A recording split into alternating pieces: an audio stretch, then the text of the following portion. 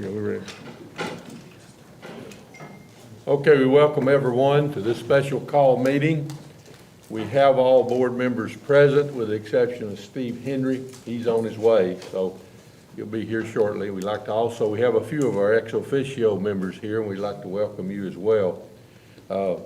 We have on the agenda, if you'll take a look, well, before we do that, Karina wanted me to tell you that when you need some drinks, they're up here, so get you one, give me the 50 cents. If you look at the agenda, we've got about 5 items on the agenda, maybe 6. My glasses get fogged up. So the first thing that we need to look at is the fall sports regulation. And if you'll notice there, the board needs to decide whether or not to adopt the regulations put together by the staff and the governor's team for all fall sports. Supplement number 1 contains the regulations. So, Bernard, I'll just turn that over to you. And Okay, thanks, Mike. First of all, I want to start, board members and anyone else in here, I know it's a lot of people listening to us, and just make a couple of statements about our work with the governor's office, because, you hear so many different things. Even heard, there's a chess match going on between TWAA and the governor's office. And I'm going to say to you all as board members, that is so far from the truth. Do not believe everything that you see on social media. We are working hand in hand with the governor's office. We've had some very, very good conversations, even to the point of us communicating with them about an hour before this meeting. We've had conversations with them today on more than one occasion about where we go from here as far as our fall sports concerned. So everything that we present to you today has been vetted by the governor's office, has been agreed upon by TWAA and the governor's office and their legal counsel and our legal counsel. So regardless of what we do here today, those conversations are going to continue. The governor has issued his executive order, which is still in place, and I think it's pretty clear as to what needs to occur right now. We know the sports, and I don't have to go through them, that are considered contact or collision sports. Those sports right now, and we're dealing with if we're dealing with fall, we're talking about competitive cheer, we're talking about girls soccer, and we're talking about football. They cannot do anything right now other than weightlifting and conditioning, fundamental practice that is totally without any contact whatsoever. Our football teams are going through a heat acclimation period, but they can do that without having any contact with one another. So both the governor's office and TWAA are hand in hand with that. And I just want to make that clear that this is not TWAA versus the governor's office and trying to get them to, put us in the category as all state universities. If that were to occur, it will be a joint effort. Everything has been joint effort. I just don't want it to be put out there that we are in conflict with each other, because it hasn't been that type of relationship whatsoever. If it was, I would tell you, we're continuing to work in partnership with them, and our goal is to have an ordinary season as much as possible. The contingency plans that we are talking about today are just about, just out there, just in case we cannot have a full season. And again, we have to hope for the best and plan for the worst. So given the circumstances, clearly high school sports will look different this year. We just have to be flexible, and we got to understand that in this unique situation, you're going through, and we're going through the same thing, and we're trying to make the best decision for young people. So with that being said, Mike, when we looked at the sports regulations, and I'll go through these, I'm not gonna sit here and read every sport regulation to you all. You're very capable of reading it, but I'll be glad to answer any questions about any of them. These sports regulations, this COVID-19 sports regulations, doesn't just apply to football and girls soccer, the ones that are currently right now under the governor's emergency action plan. It applies to all fall sports. So we need to understand that if you pass these, that they do apply to every fall sport that we have going on. As we look at those, Rick Colbert, our legal counsel, has just come in. Rick has been on every meeting with the governor's legal team, and Mark and myself, Brad Lampley, our other legal counsel, has also been representing TWAA, and we've been talking with the governor's legal counsel and coming up with these sports regulations. When you look at the regulations, and we can go through them and be glad to answer any questions, it says the following regulations will be in place for all sports until further notice. Again, keep in mind, when you talk about this pandemic,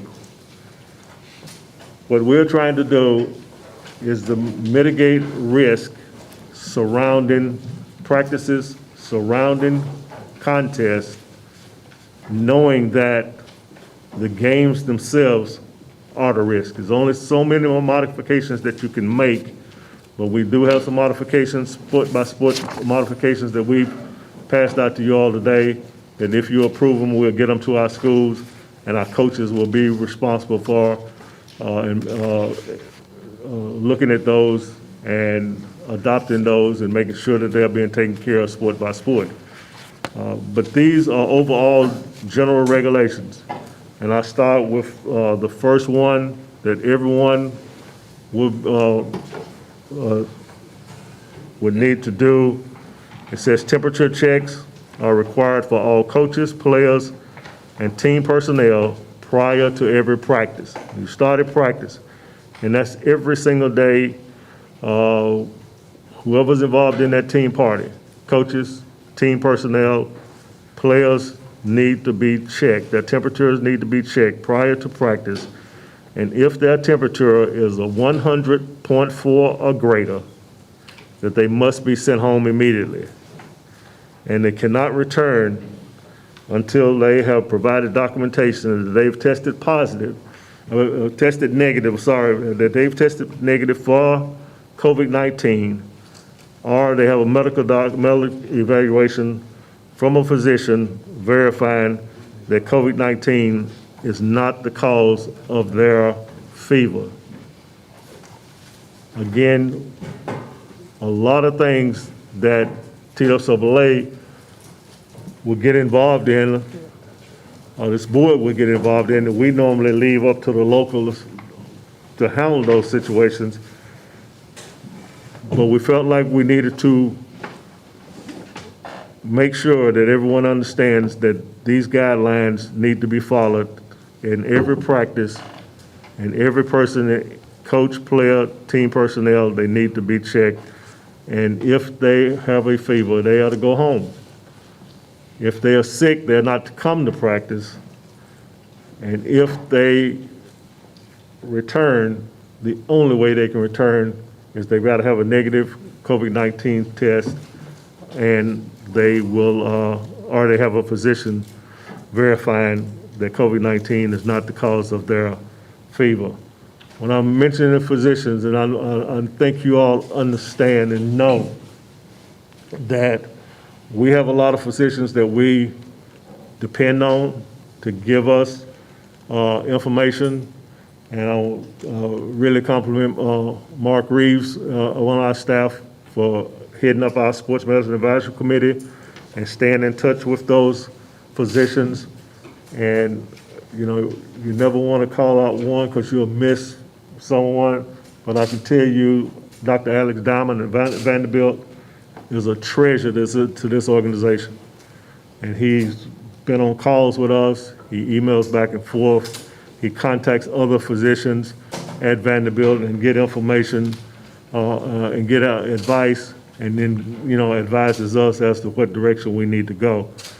So I do want to make sure that we acknowledge the work that he's doing for us in that role.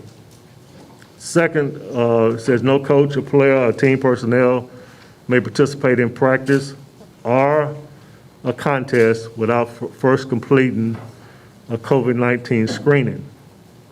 Now the screening, you can see where you have all of these questions that needed to be asked. And those things are listed. I won't read those to you, but have you ever had any of the following symptoms, or have you ever been even around someone that has any of the symptoms in the last 7 days? And those symptoms are listed.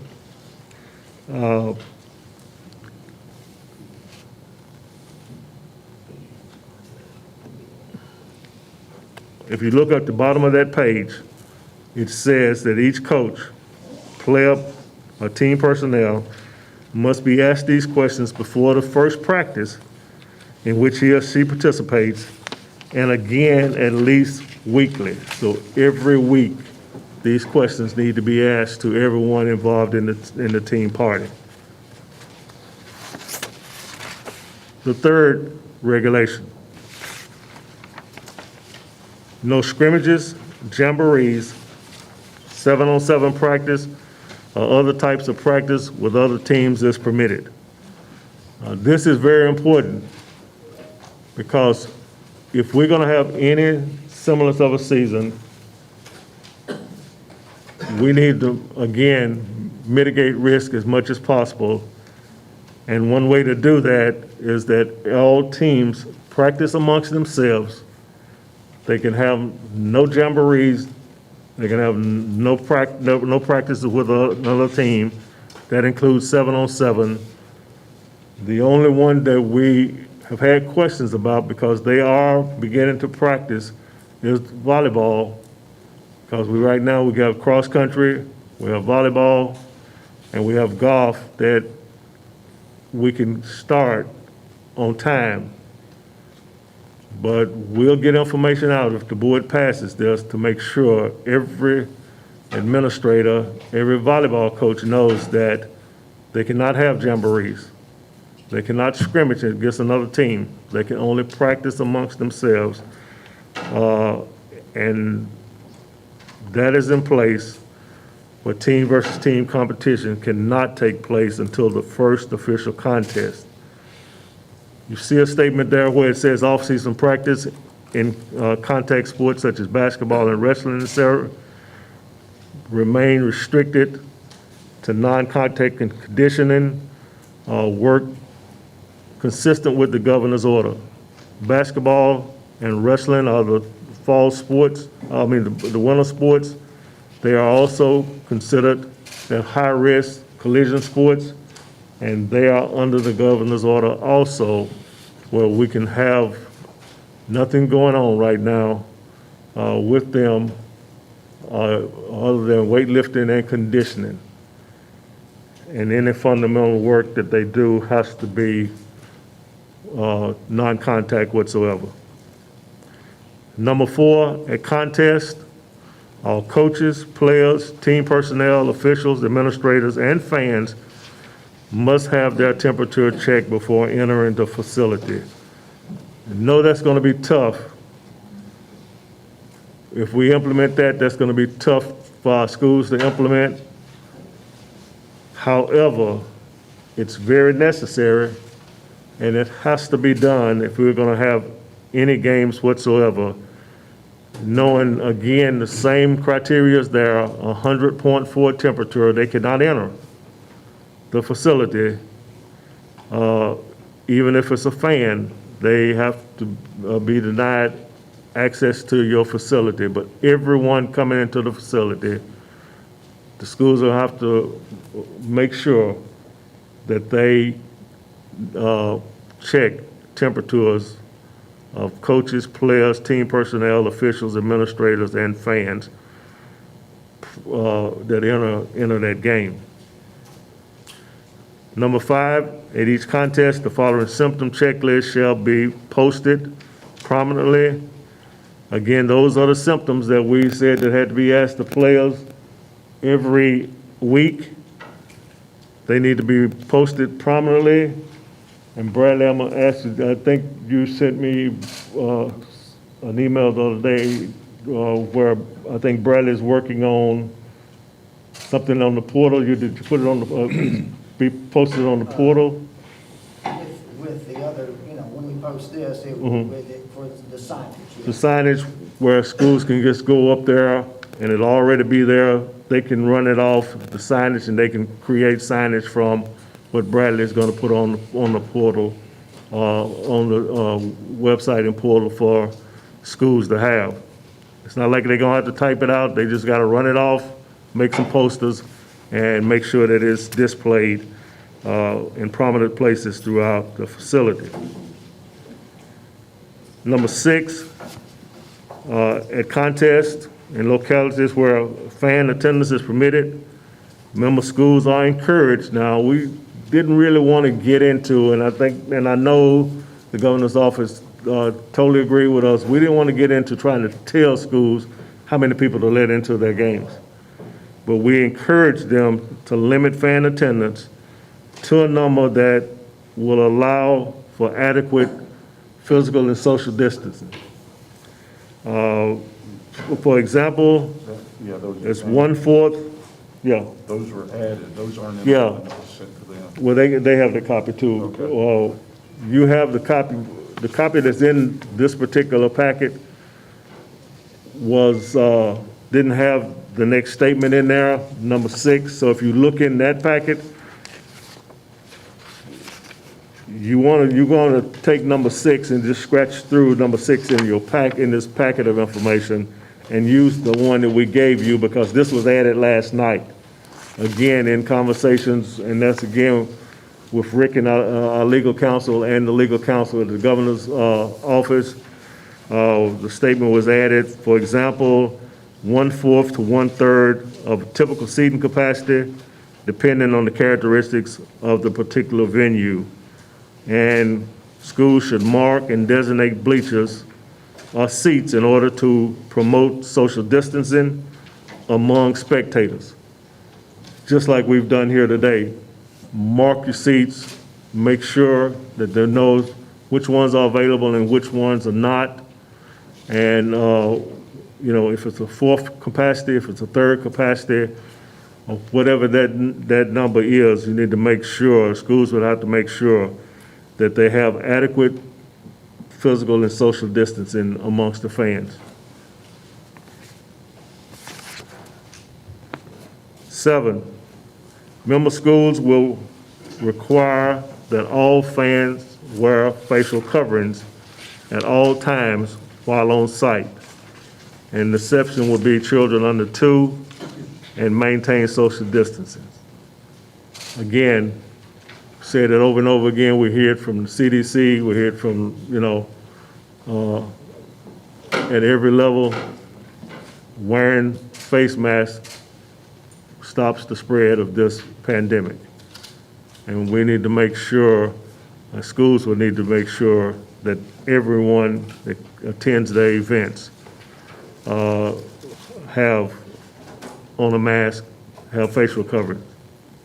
8, temperature check and questionnaire requirements of items 1 and 2, as well as the social distancing requirements of item 7 shall apply to members of a school band, a pep band, cheerleaders, or other similar student groups attending a contest of sporting role. Felt like we needed to add that just to make sure that they know they're under the same guidelines. If you have a band, they need to make sure that their temperatures are checked also, that they have, they practice social distancing cheerleaders ought to do the same, or anyone else that come to a contest in a supporting role, they fall under the same guidelines as everyone else. Number 9, if a public address system is in use for a contest, the host school will make public service announcements at various times during the contest to remind those in attendance to use masks and to maintain physical distancing. The host school is responsible for providing staff to engage in frequent cleaning and sanitizing the restroom facilities during contests. 11, concession stands are discouraged. Now, again, this is one that we're not mandating that they not have a concession stand, but you know that this tends to invite gathering of people in close quarters, and if they have a concession stand that spells out in number 11, you're encouraged to arrange for call-in orders if that's possible, to reduce the number of people gathering in an area where it's not social distancing, and to limit the number of concession stand workers so everyone can, again, stay away from each other.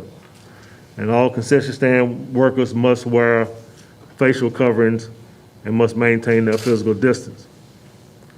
12, all coaches must complete the NFHS COVID-19 for coaches and administrators. It's an online COVID-19 course. It only takes, and it's free, and it only takes about 15 minutes for coaches to do. Every coach in every school will be required and expected to take the COVID-19 course for coaches prior to coaching. In addition to these, and I'll stop right now, and I'm gonna ask Mark and Rick if they have any comments on any of these before we move forward with our sports-specific regulation. Okay. Mark, do you have anything? Anyone have any questions about any of these?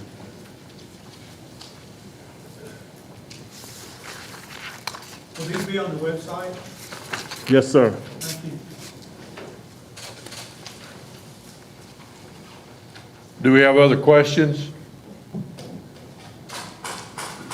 Okay. What is the process if someone's in violation of this, once we adopt it? That is a great question, Michelle. We didn't really get into with the governor's office as to what the penalties would be. The board can set a penalty. We initially talked about it amongst ourselves. It's like, do we do like the metro systems are doing, that it is a first time it's a monetary fine? And what would that fine be if someone, violated? You never want to have policies without, some repercussions. So we really was going to have a conversation. First of all, does the board want to pass these regulations? And if you do, what does the board feel like we should do as far as a fine is concerned? A penalty is concerned, so to speak. If these are passed and the school chooses only the 1/3 attendance, are we going to say they got to give the visiting team some, or is it first come, first served, or are we going to do that like we do in basketball? Richard, we're not going to get into that during regular season, okay? That's totally the school's call as who they let in to their facility during regular season. If we get to a postseason situation, we may consider saying, provide, the visiting team so many tickets and bring them back like we normally do at a certain point. But during regular season, that's totally the school's call. Great question. Do we have other questions? If not, then what's the pleasure of the board on these regulations? Pass these. Make a motion to approve. Second. Got a motion and a second to approve. Any discussion?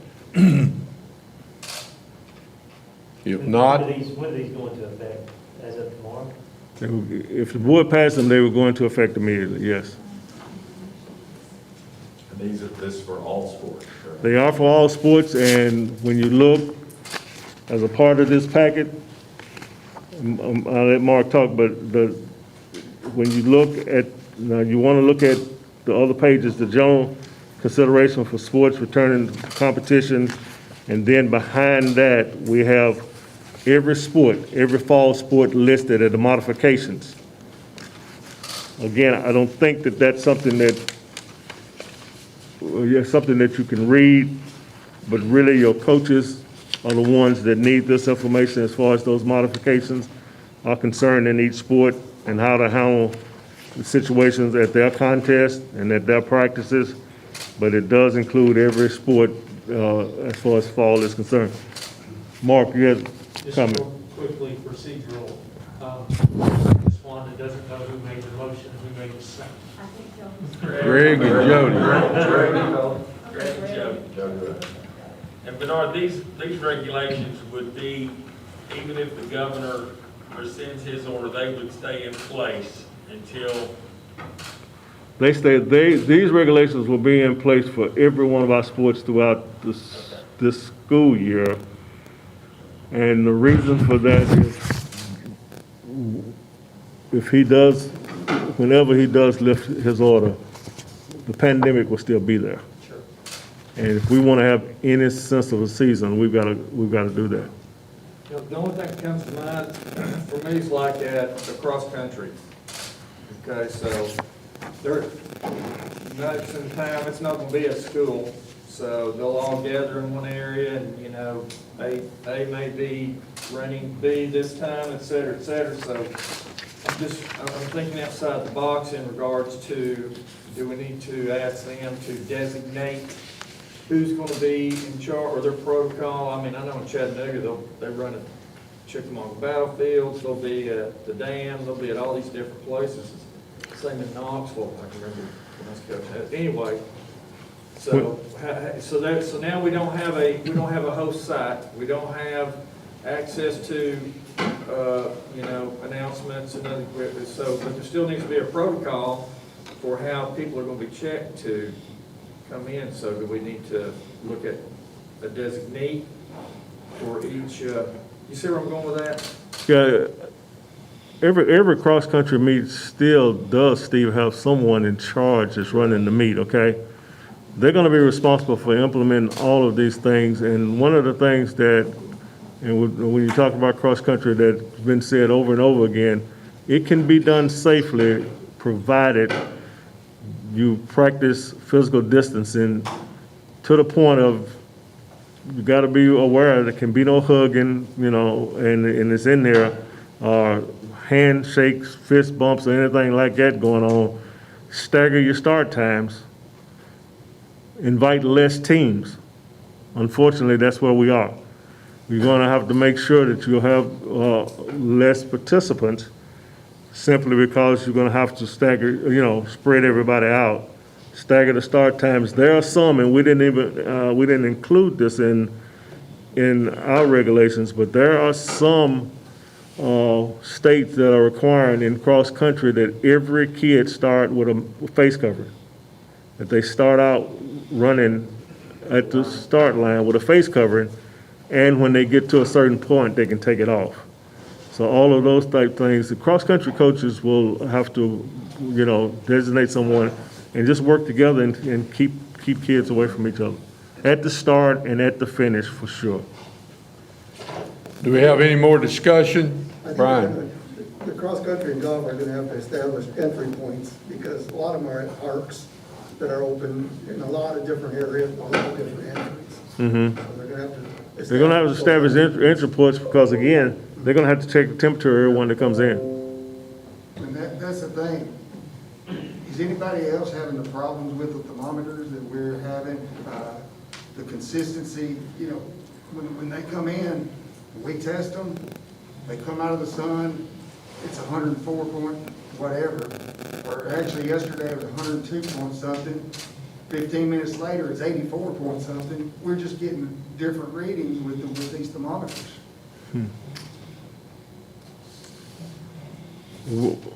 Brian, we can't hurt, we haven't heard of anybody having those problems. Somebody else may. That might be just because we don't have a whole lot of folks in the athletic world that are necessarily doing this that come to us yet. We know that once school starts, we may very well see that we got a major problem with that. I know Richard told the story about trying to get into Great Clips the other day, and they couldn't get anybody legally getting out. So it's a valid question, and it's good to have this discussion. Usually though, they will be coming in, it won't be like they've been out there playing. Right. Brian's true, it's gonna vary tremendously, but it's like coming in school, that when they're coming in, probably they had to have a lot of exercise, so it ought to be fairly, it ought to be reasonable. And it's a difference with the thermometer, if it's sitting in your car, it's gotta adapt to the time. You know, it's supposed to be 10 minutes in that same temperature, so trying to get it to read right. I think at the very least, these are the expectations we're gonna have for a year until we get through this.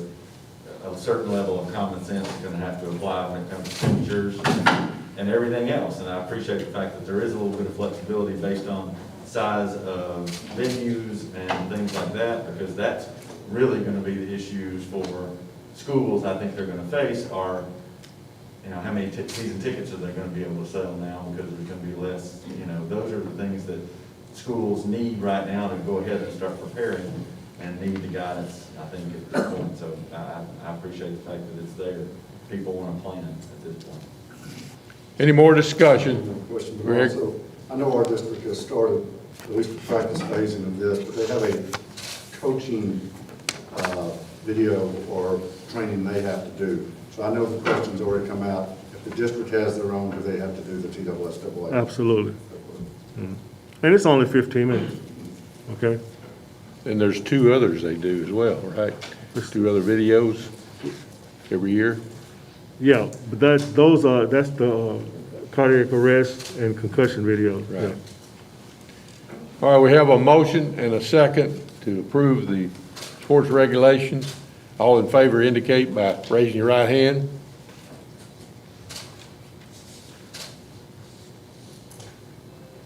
Opposed?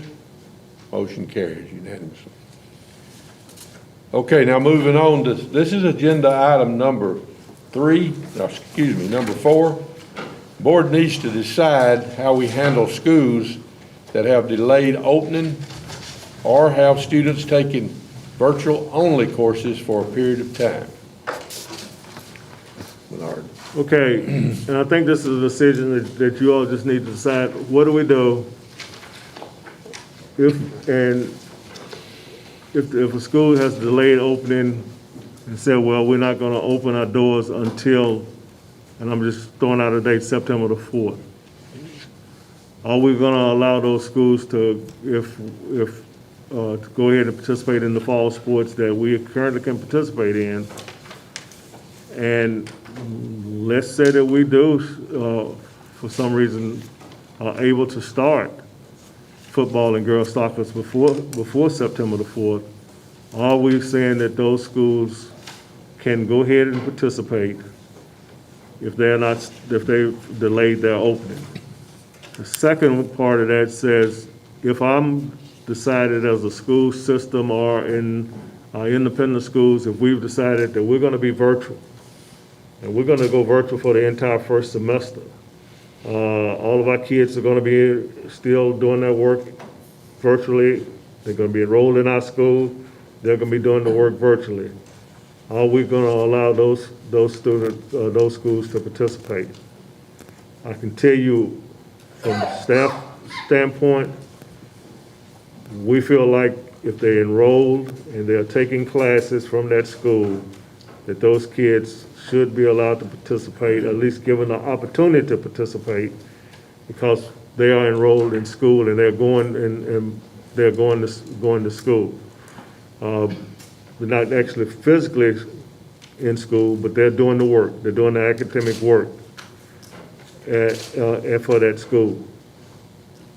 I don't know how you all feel about that, but when we look at, you gotta keep in mind, when you look at schools not starting, especially in the fall, we have a lot of our schools that start practicing and participating before they actually open their doors, regardless of whether we have a pandemic or not.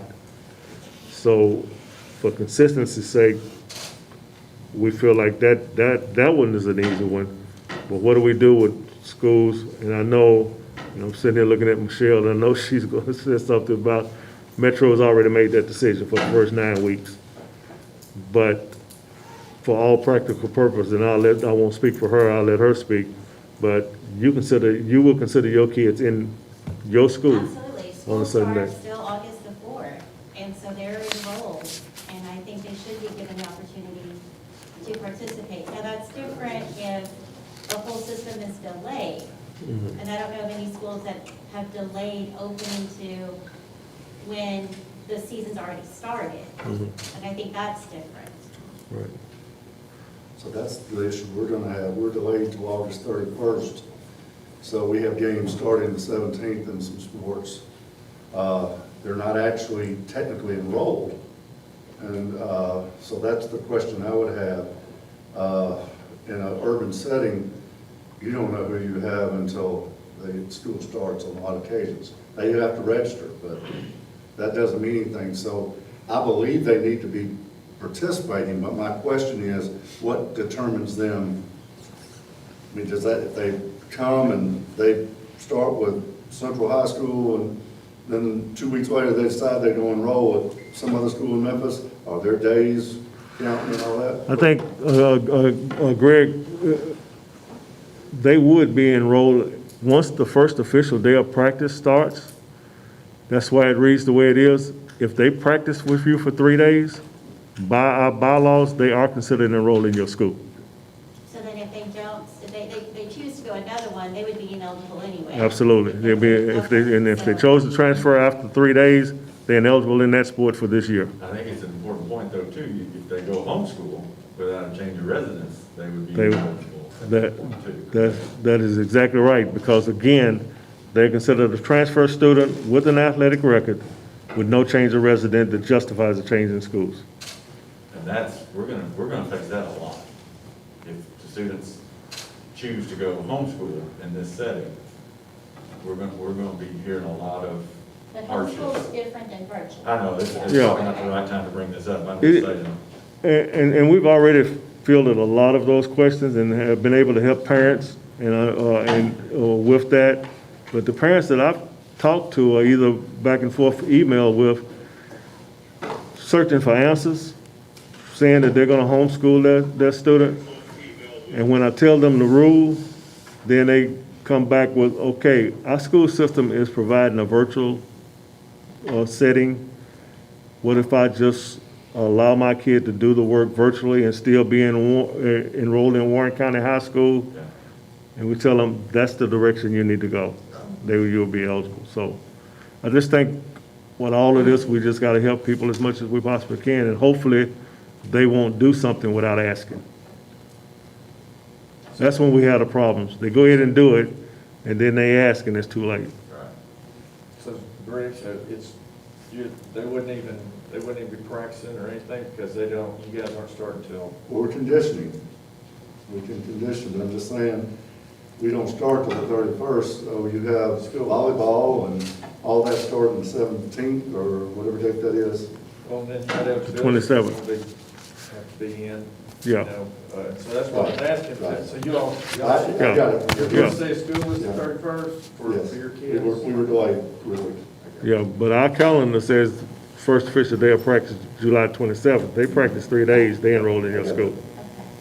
I'm on board. Forgive my, I'm trying to piece this together now. Are there some districts that you know of that are going a virtual school option only, to where those students are being transferred over to any of the bigger districts having their own virtual school that wouldn't have a sports team?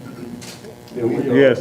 We have our own virtual school, we've had it before the pandemic. So are your students that choose a virtual option being transferred They're over? enrolled in No, my no, school. no, they're still enrolled in our school. Ours aren't. We have a virtual school in Hamilton County, and if they're in the virtual school, they're not associated with any other Oh, yes, but school. that was before COVID. Right, but we have HCS at home, so they still have a virtual option, Yours, man. and they'll be able to participate in athletics. But if you're in the virtual school, That's different. then you're not going to be partnered with any other school to be able to participate in sports. So they won't, they can't. Yeah, Grant, the answer to your question, and then this gets into our pre-classification study when we talk about what are we gonna do with that. Right now, I know for a fact that I've talked to 4 different school systems that plan on opening their own virtual academy with a totally different number. And they're gonna have a lot of kids that's just gonna be taking classes from that virtual academy, at least for the first semester. And us telling them, you know, those kids are gonna be ineligible to participate in athletics. They know that. And they said there's gonna be so many that don't even participate in athletics anyway. But they're not gonna be counted, you know, as, on that school's roll. But parents are looking for the options. There are others that are not just starting, they doing it different ways, like Metro's doing it, where those kids are counted, you know, on the school roll, and is considered enrolled at Cane Ridge High School. So we're getting it from, you know, both ways. With the, if we have a school system that has programs that like, don't we have a board policy that says if they're not in within 20 days. They're Mhm. not allowed to have sports anyway. Right. That needs to be voted on. We do have, it is already board action that if they're not in school by, if they delay for 20 days or if they stop and they out for 20 days, then those kids could literally transfer to other schools and be eligible. But in this situation, I think, you know, we gotta be flexible and use common sense and say, okay, schools, every county has to make their own decision as to when they feel comfortable in starting school. And I don't think we should say, if you're not there by the 20th day of, what is the 20th day this year? You know, Right. we don't have a 20th day.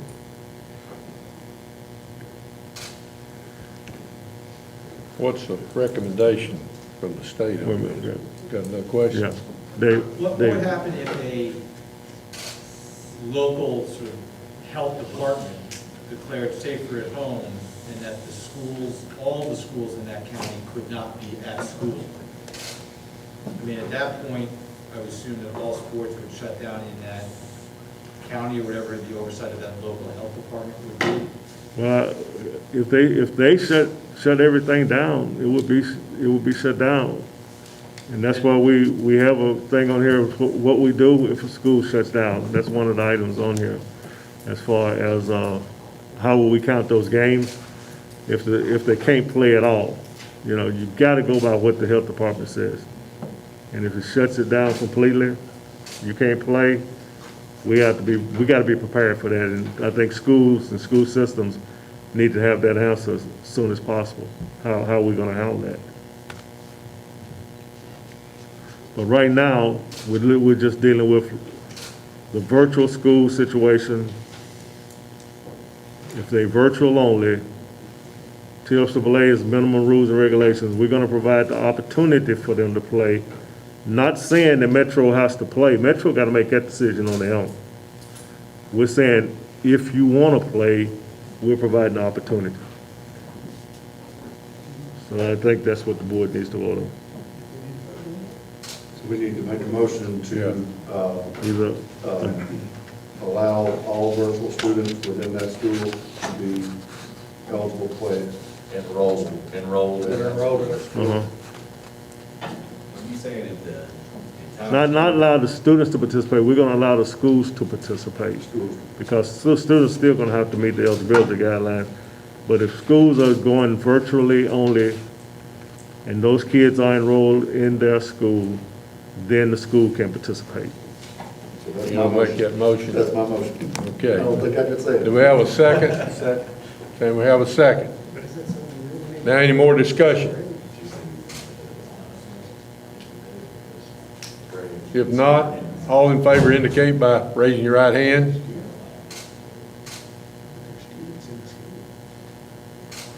Opposed? Motion carries unanimously.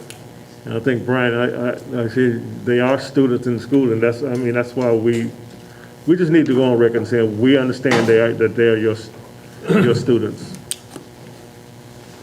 Okay, we're going to jump down now to agenda item number 7, schools that do not play scheduled contests. We need to make a decision on how we handle teams that are unable to play a game or games due to an outbreak. This would apply to regular and postseason games in football and postseason in all other sports.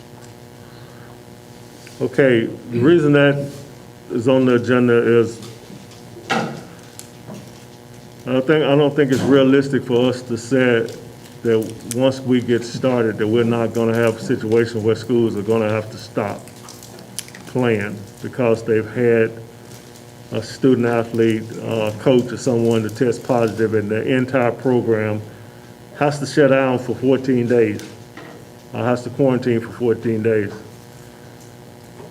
In football, that could be regular season, could affect their postseason play.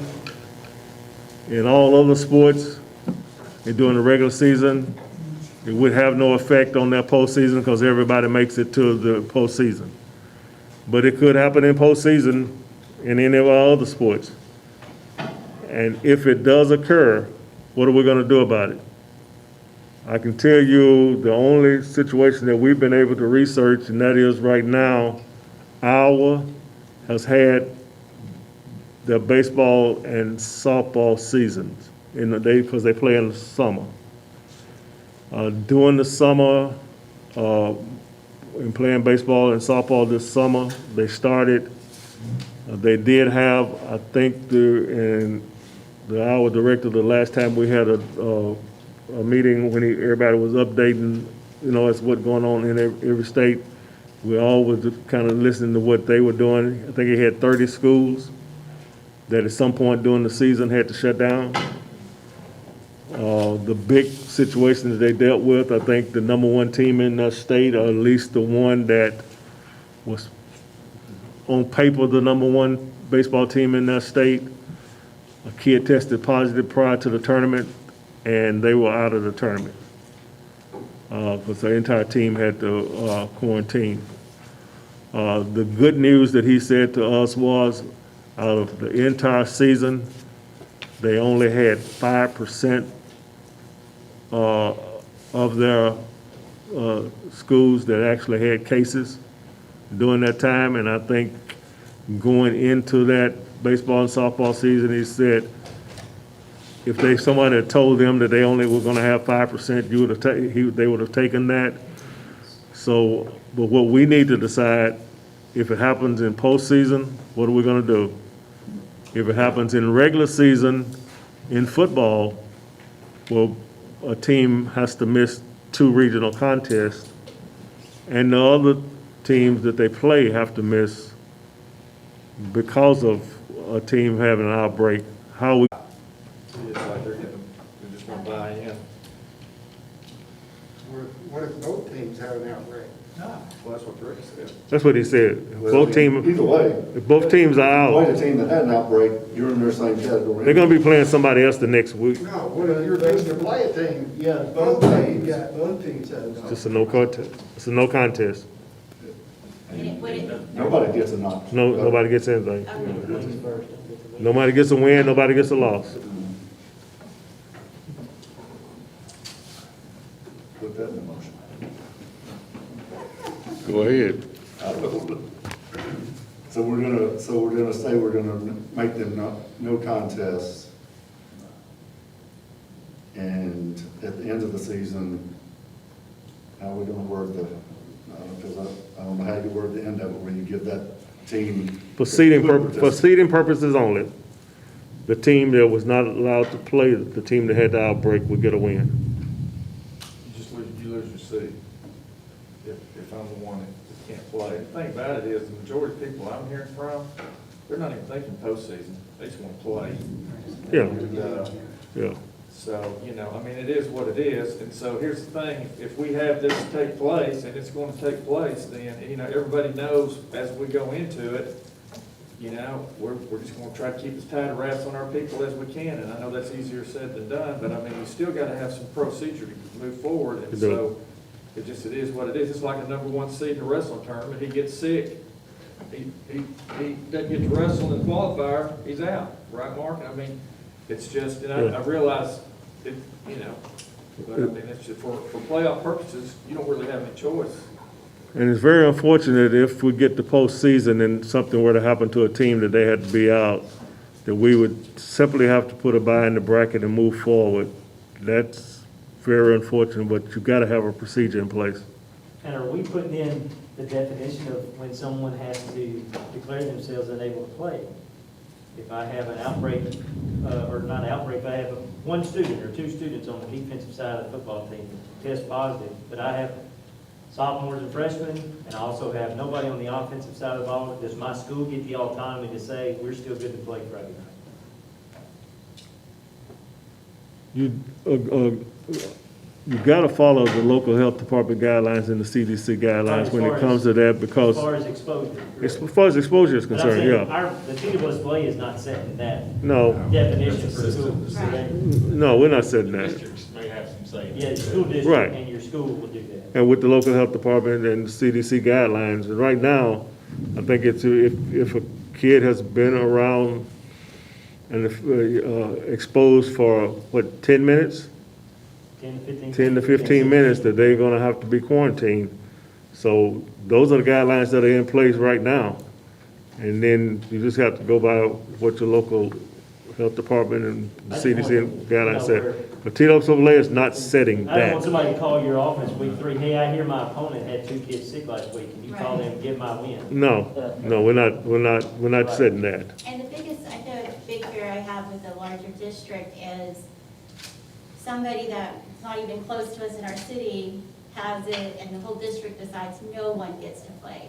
So even though it's not affected Cane Ridge High School, the school district says none of the high schools will continue play. And we will then have to say it's a no contest. True. And I think that's a great point, great analogy. I think the important point, takeaway is there is no solution, no contest or forfeit when you don't have a mess. And so we're not gonna fix that by going either way. We do have some help that we might be able to give you later in this meeting that addresses the most difficult one, being football, since we set the playoff criteria. I make a motion that again, we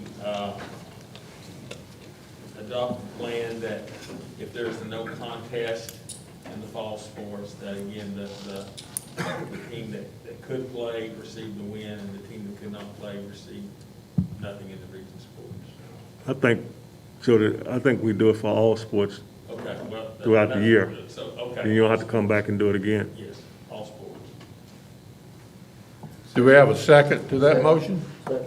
Can I say one thing? Go ahead. Does now, would this include, do we need to include what happens in postseason if a team has an outbreak, they are eliminated, and we continue to bracket, you know? I think we have to. I think in postseason, if there's no opportunity within the calendar for them to compete, then that's the case.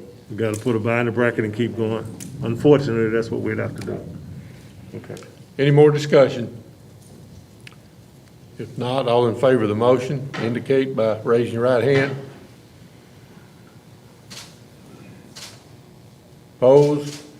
Motion carries unanimously. Okay, now we move back up to, actually, it's agenda item number 5. I think we've discussed this before, but we need to take action. The board needs to approve the girls' soccer contingency plan in case we are still under the governor's state of emergency order and not able to start the season as scheduled.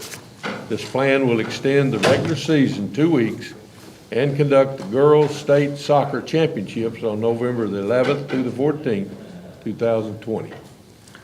Okay, thanks, Mike. I'm going to, as you look at this, ask you to pull out the TWA where it says girls soccer options. And I'm going to ask Mark Reeves, who is in charge of soccer. He and Emily have done a fantastic job of just outlining what this would look like. And, you know, so I'm going to turn it over to Mark and let him discuss what they've done. So you should have the supplement with you, rating TWA girls soccer options. Really what this does is it sets a drop dead date for doing one or the other. And that drop dead date being August 10th for the executive order, either expiring or being, not expiring, I'm sorry, either being lifted or not. What this plan would say is that if the executive order is lifted or expires prior to August 10th, then we would proceed with the schedule as planned, which this is the current calendar. There will be no changes other than the fact that the preseason is cut short. We could be cut short depending on when that could expire. The contingency plan would kick in if that executive order were to expire August 10th or later, in which case you see how we have bumped the championships up 2 weeks to November 11th through the 14th. The date of first contest would become September the 7th. What that does is that ensures that there would be at least 1 week of preseason, basically, assuming that executive order would expire at the date that it's scheduled on August the 29th. And then we would move forward with the regular season, which ultimately, when you count the number of weeks, you've got 10 weeks from the time your season would start to the time it would conclude at the state tournament. If you read the note at the bottom, with this contingency plan in an effort to give schools a maximum number of opportunities to play regular season contests, we would ask the board to consider allowing schools to continue to play regular season games even after not qualifying for the postseason or being eliminated from their district or region tournaments. So if a couple of schools want to get together and play after they've been eliminated but prior to the conclusion of the state tournament, they could do that and maybe pick up a couple of games that they were not able to play because of the shortened season, or maybe they had an outbreak that took them out of the postseason, but they're back and they're able to do a senior night or something that they weren't able to do. It gives more flexibility for folks to maximize and get as many games as they can. Keep in Thank you, mind, Mark, in this, what we're saying, if I am eliminated in postseason and I didn't get my maximum number of games in, I think that's what I mean. We're trying to get them the maximum number of regular season games that they were allowed to participate in. And if I'm eliminated in postseason and I didn't get that number, give schools an opportunity to go ahead and play some additional games, girls soccer matches, in order to get to that number. Not exceed that number, but at least give them an opportunity to get to it.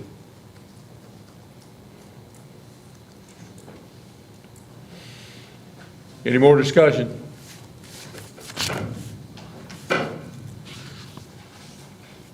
If not, what's the pleasure of the board? I make a motion to approve. Second. Got a motion and a second to approve. Any more discussion before we vote? If not, all in favor indicate by raising your right hand.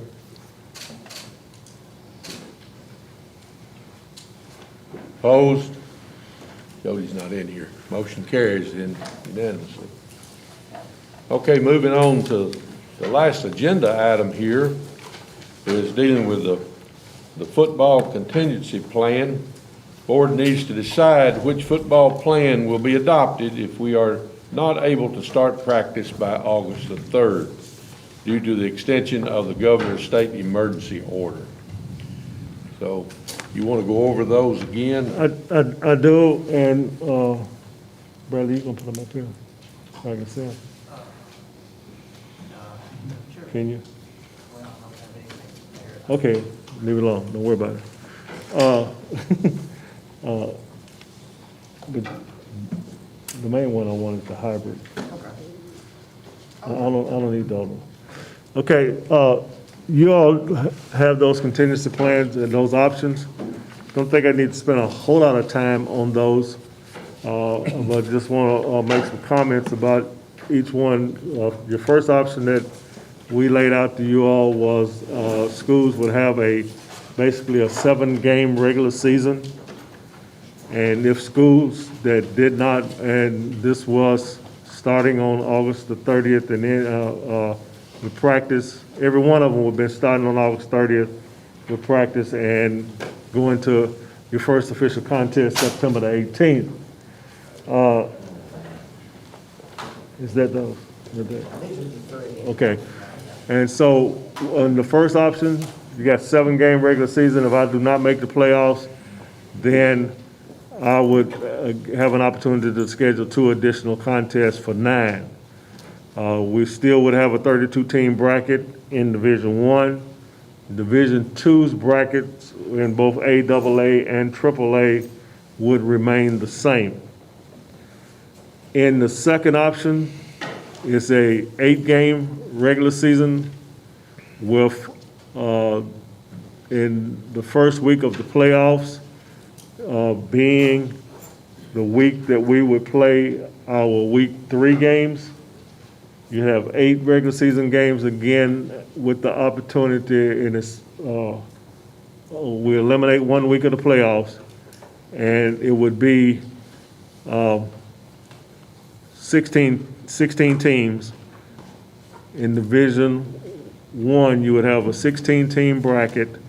Again, keep it in mind that Division II brackets would remain the same because they are 12, 16, and 8. Their brackets remain the same. Division I would drop from 32-team bracket to a 16-team bracket, and we would only bring the winners and runner-up of each region. In both options 1 and option 2, if either one of those are decided and we go with one of those options, the way they're written now, TWA would set the regional schedules for every school. All contracts would be void. We set the regional schedules, and I'll mention that in a few minutes, and then the schools will be responsible for getting additional contests up until the number that we said. If it's 8, they will get, they could schedule up to 8 games. If it's 7, they could schedule up to, non-region games up to a 7-game limit. In option 3, the way we laid out option 3 is that we would actually start is week 5. Week 5 would be September the 18th. Everybody keeps their schedule all throughout. You keep your regular season schedule the way it is. And I want to say, as we look at every option, what you always want to try to consider is you want to do what's least disruptive for every school. We got to make a decision that's what is least disruptive. And so option 3, you keep your same schedule in Division I and Division II. In Division II, there would be, we would work with Division II schools.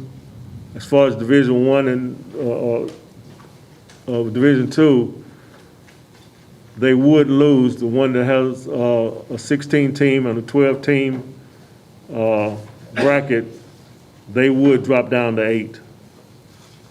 Still doesn't affect Division II AAA because they only have 8. In Division I, we would only take the winners from each region. We would play a 9-game schedule, and we're getting this question a lot. If I've got a bye, and you keep saying we start at week 5, and we keep our same schedule, but I've got a bye on week 8. Well, if you have a bye, you still have an opportunity, if you have an open date, I said a bye, but they have an open date. So it's not really a 9-game schedule. For me, it's an 8-game schedule, where you still have an opportunity to pick up a game. Anybody that has an open date could pick up a game in either one of these scenarios. So we would take the first week of the playoffs, we'd eliminate 2 weeks of the playoffs. The first week of the playoffs, everyone would be required to play their week 3 games. The second week of what would have been the playoffs, everyone would be required to play their week 4 games. And if I do not make the playoffs, I've got 9 games. I have an opportunity to play one other game, which our bylaws allow that now anyway. I can play one additional game. So those are, and then of course, the last one is that we council. That one, on number 3. Uh-huh. If you got a region game week 1 or 2, which is 18 games, 5 in week 1, 13 in week 2. If you chose this option, it would be up to the schools to make that move of where they're gonna put that region game. They gotta play the region game. If they can't decide among the schools, then you have to step in and say you're gonna move to week 7 or whatever. But those games in week 1 and 2 that were region had to be played in week 5 through 14. And Richard, I don't have those numbers there. If we don't play week 1, how many games? 5 region. We got 5 regional games that need to be rescheduled, and in week 2, 13. But those schools would have to They would have to work it out to schedule those games. And the last option up here, of course, council playoffs and championships. Start practice on the 30th and go to the 18th, and we play a 10-game regular season. That didn't get many people talking about it, but at least it's an option.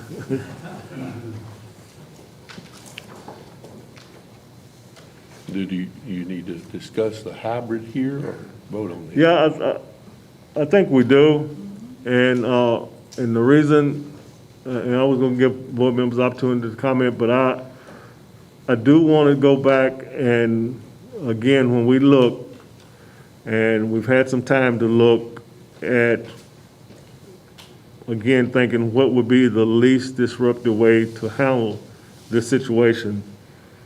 We looked, and I do owe, because they did the work, and I have this information here that I want to share.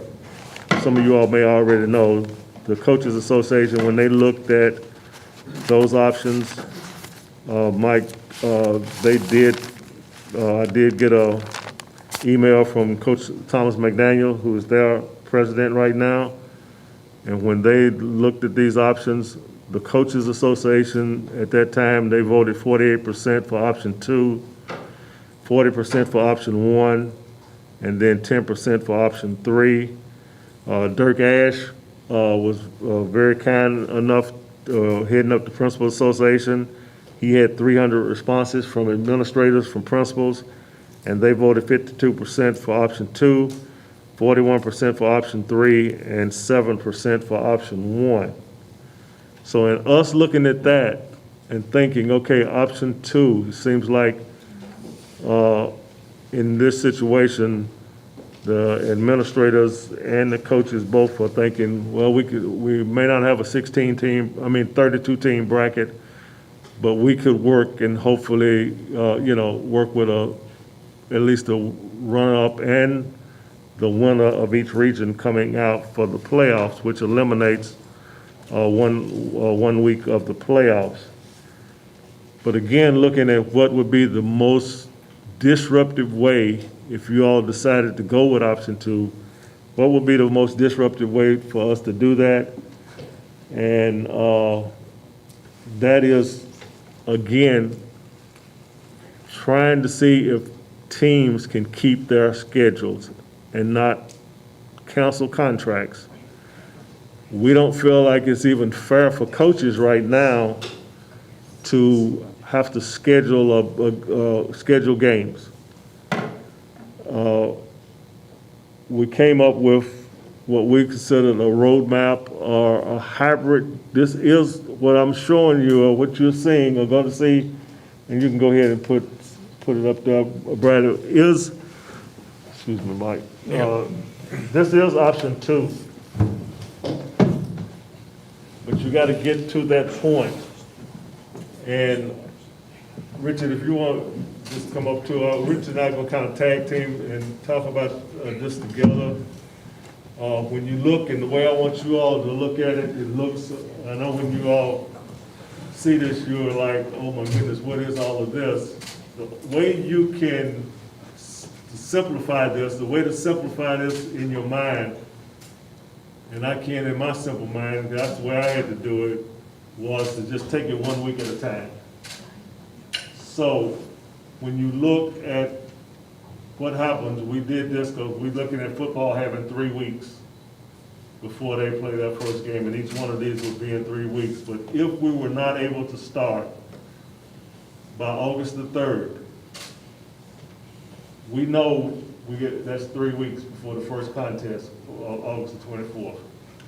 We know we're gonna miss the first week of season. So if we miss the first week of our season, then everybody just misses that week.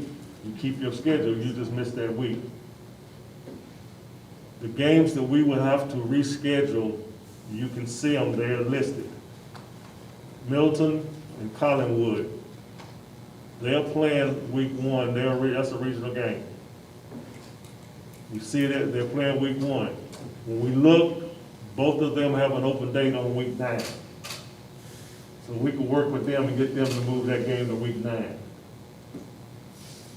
Manassas and Fairleigh, they play on week 1, that's a regional contest.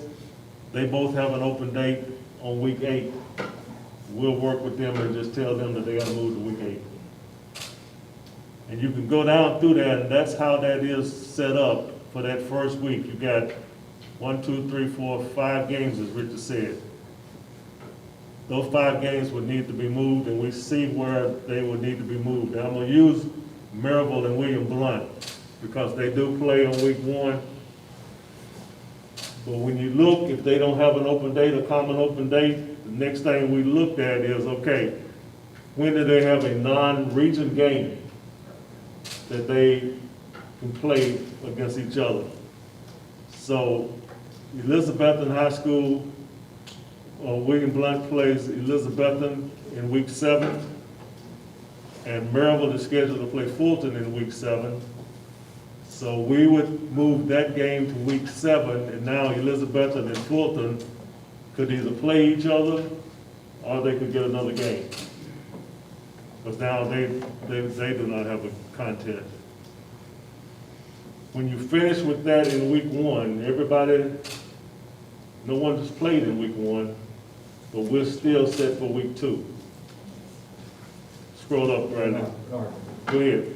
And think of it this way, and I know some of us was kind of confused, and you had some coaches call them confused. What we're showing you here on this first section, in this section, if you vote 1, 2, or 3, you're not even considering this. So if the governor comes in on August 10th and says, y'all can play, y'all actually are contacted, y'all are good to go, then you're still saying we're not going to start till September 18th if you vote one of those other 3 plans, and we're wasting 2 or 3 weeks.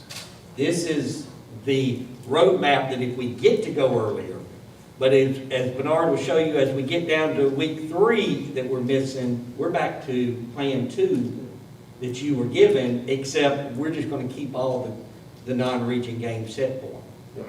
So that's the way to kind of think of it. And everybody keeps their schedule. Yeah, everybody keeps their schedule, what we've got left. But these 2 here, I know it was confusing sometimes. Well, coaches want to know when we're going to start. Well, we don't know when we're going to start until they tell us we can start. But if y'all say we're not going to have our first game until September 17th, if they bump it earlier than August 29th for contact, then we're just practicing, and y'all know what we passed, you can't do anything but practice. You can't scrimmage or anything like that, so you're wasting these weeks here if we get released early. Two things. We wanted to maximize our opportunity to play if we can play earlier than September the 18th. And also give coaches an opportunity, and schools an opportunity to keep their schedules intact. Because if we have to scrap everyone's schedule, our big concern is there are going to be some really small regions where they're going to have 4 games, 5 games, or 6 games, and they're not going to get anybody else to play. I mean, that's just a fact. So this would eliminate that, and we've got to be fair to those schools also. This is week 2, we have more games, but I mean, we already know, I mean, it's the same. We don't have a common open date, but they, in a couple of situations, but we would outline the games that we feel like they could, non-regional games where they could play the regional contest, and then again, those 2 schools could play, or they could get them another contest. That would be week 2. And if we cannot do anything, if we is not complete and contact practice does not begin by August the 17th. You see, it says the playoff field for Division I will be reduced from 32 to 16. That's your second plan. That's option 2. We go from 32 teams to 16, and then we again take that last week, week 12, and we play our week 3 games. Not going to try. There's so many regional games during week 3. We can't reschedule every one of those week 3 games. So that's when option 2 would kick in. We would go from 32 to 16, and then schools can continue to play. We know how many games we got. We know exactly when but again, let's look at that. Let's say that it's lifted on, and we can work it out, and the governor does say that we can play on August the 17th. We literally could have our first contest on September the 4th, as opposed to September the 18th. I know, again, you all are getting questions. Football coaches want to know definitely today, when is my first contest? My question to the football coaches would be, what can you do tomorrow if you know that you can't do today?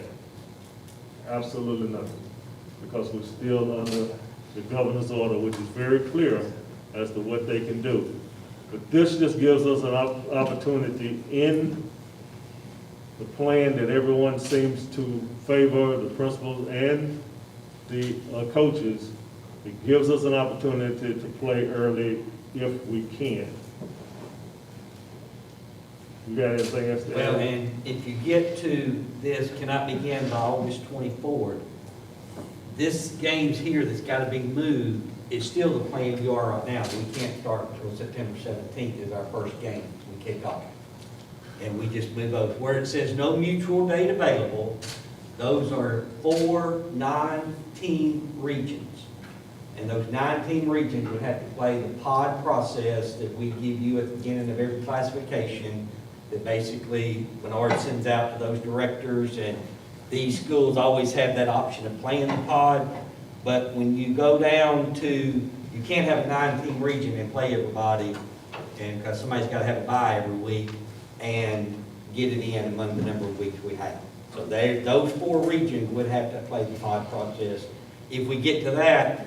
But if you vote option 1 or 2 in anyway, they got to go to the pod process, because we're still not starting until September 17th. We want to show you one thing here that we did just to kind of get your mind, the difference in Plan 2 and this plan here. A 4-team region, let's look at Ray County here. They only get 3 region games. So the first line here is Plan 2. So if you vote Plan 2, we get rid of everything. We set their regional schedule. They would get 12, 10, and 8 right there. It's their responsibility to find those other 5 games. We leave it to the hybrid, it's going to look like that right there, in this section right here. Right here. Do you see the difference? That's their schedule that they kept. This is what we would give them. This is what their original schedule was. And it's probably really going to help the schools that, I mean, even a 5-team, go down and see a 5-team, Bradley. Like this is an example of what O'Brien would look like. These are the games we'd give them if you vote Plan 2. If you vote the hybrid, we're going to leave their schedule as is and just move the games we have to move. This is what their original schedule would have looked like. And so again, they're having to find week 5, 7, 9, and 10. I'm going to be honest with you, coaches struggle sometimes when they've got 3 and 4 months to find games.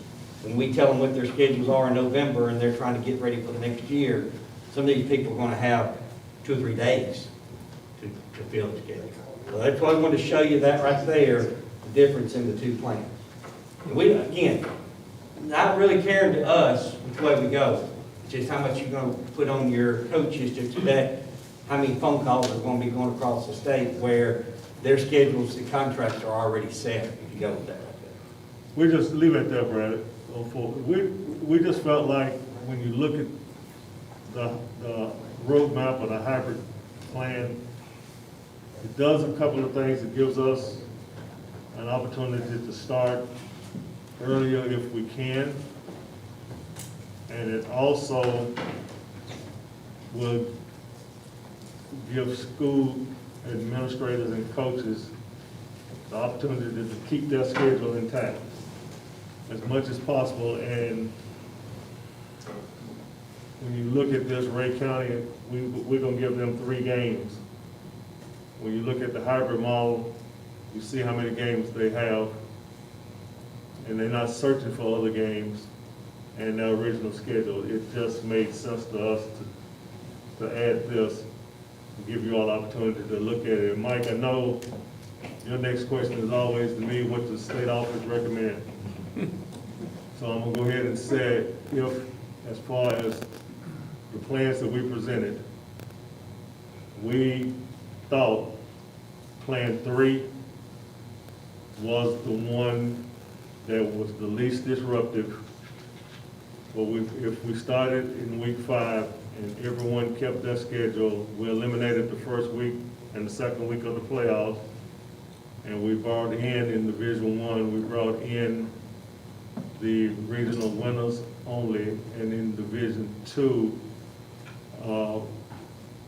we would, again, Class A and AA would go to 18 bracket. And we had 8 teams in the playoffs in each region.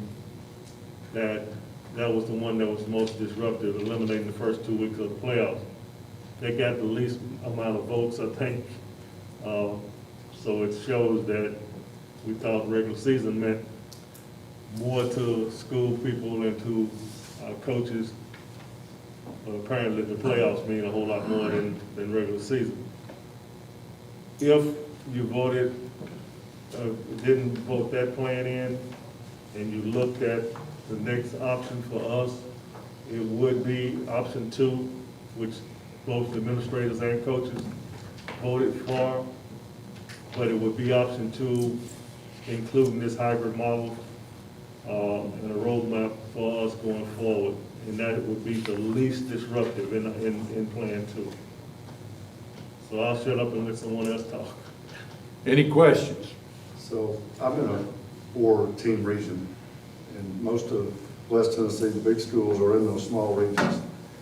When I first saw this the other day, I know my coaches want this date, they want this date locked in and nailed down. And I didn't really understand it all, but as I studied it more and started looking at it, and it's not just the big schools, these are schools that have that problem. We'll not have a schedule. It's just, we'll have those 3 region games and maybe we'll be able to pick up one or two. We just won't be able to get them. This allows a better option. It gives the opportunity to have as many games as you could possibly get. Again, back to Bernard's statement is, I know they want a date. I know they want to lock into that date, but they can't change what they're doing with that date. They can't do anything different this week, next week, until the governor lifts the order. So we have to be clear how we explain it. But this, to me, is clearly Plan 2, hybrid. I know they want option 3. Option 3, that's not going to apply, I don't believe. We won't be able to go home. So I believe, just my personal opinion, having lived that scheduling nightmare already, having to find 7 in a regular year is impossible.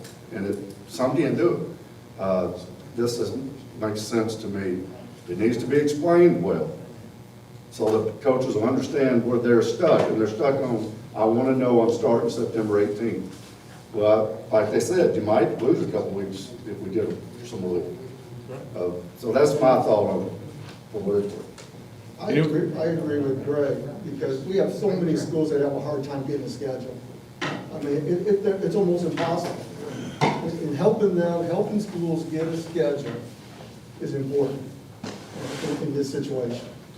So, And again, what we thought, when you look at it and talking with coaches, okay, we're trying to, regardless of when you start, you're gonna have 3 weeks of practice. That's designed, this plan gives them 3 weeks. 2 weeks to hit, the last week, of course, preparing for the game. In every situation, you can't do anything different than what you're doing right now. Right. Because we're under an emergency order, and it's very clear as to what you can do. You're gonna do the same thing today as you're gonna do tomorrow, and until the governor lifts his order. And then at that point, you're gonna have 3 weeks to prepare, and we're gonna play.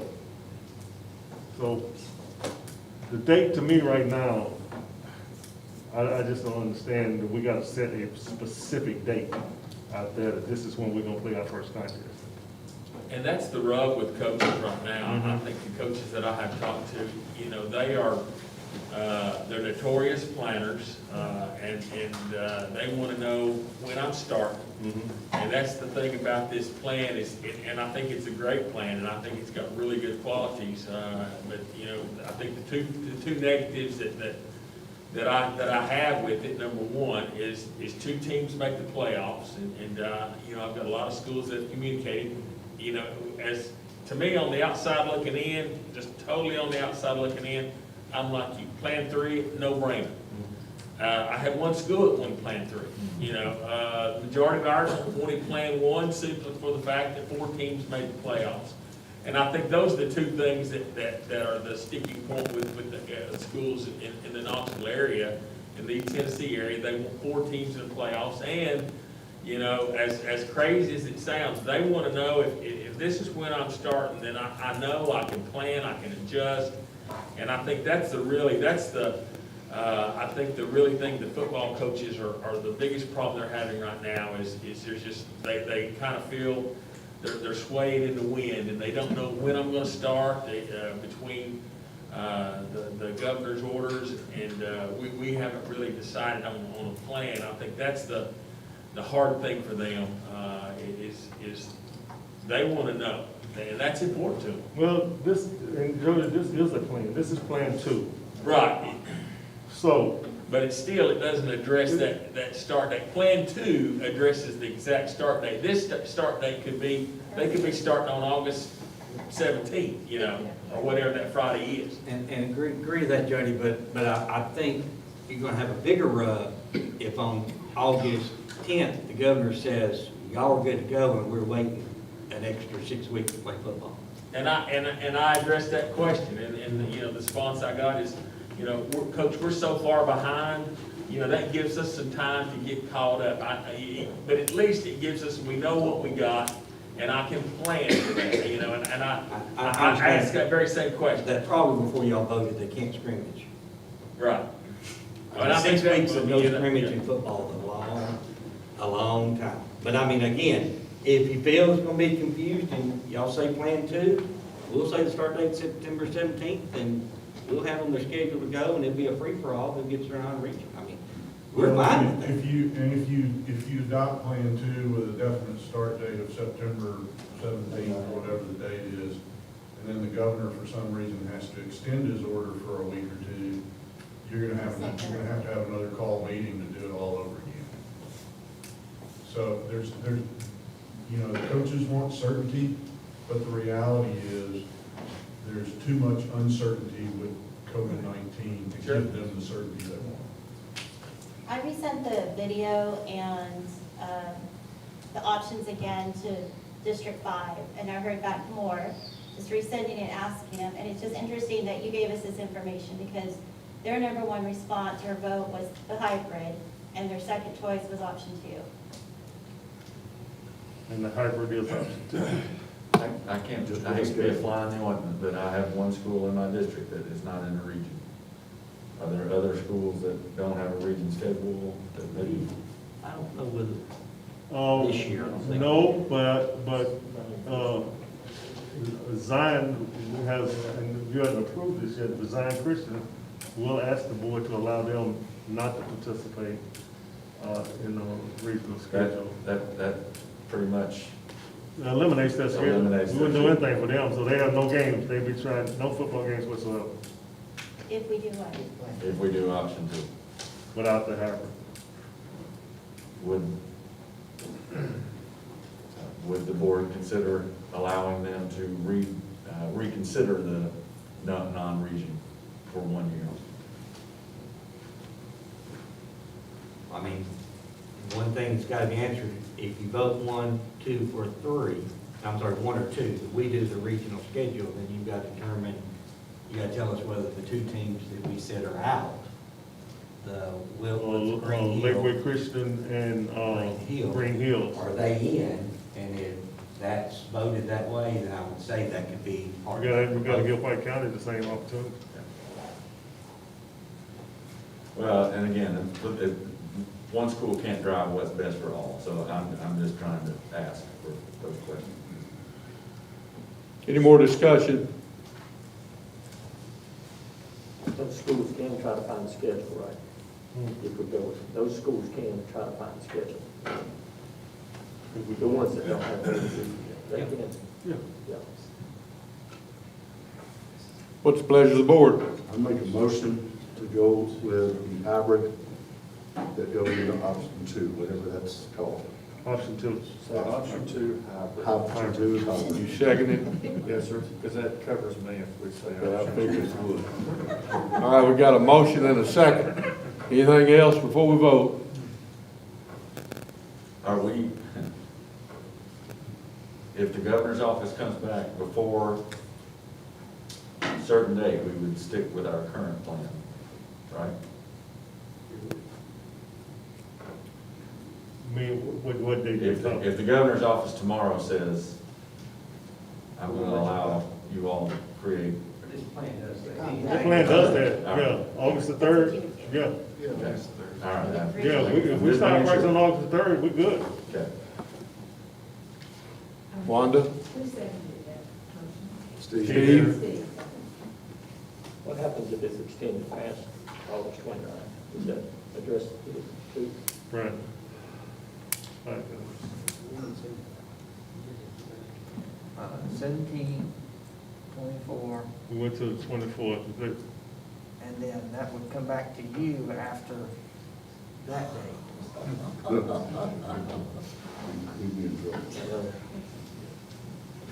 If it's extended past that date, we still got to practice 3 weeks, or probably in October, we start playing football. Then we would have another meeting. All right, we've got a motion and a second to adopt option 2 with the hybrid plan. All in favor indicate by raising your right hand.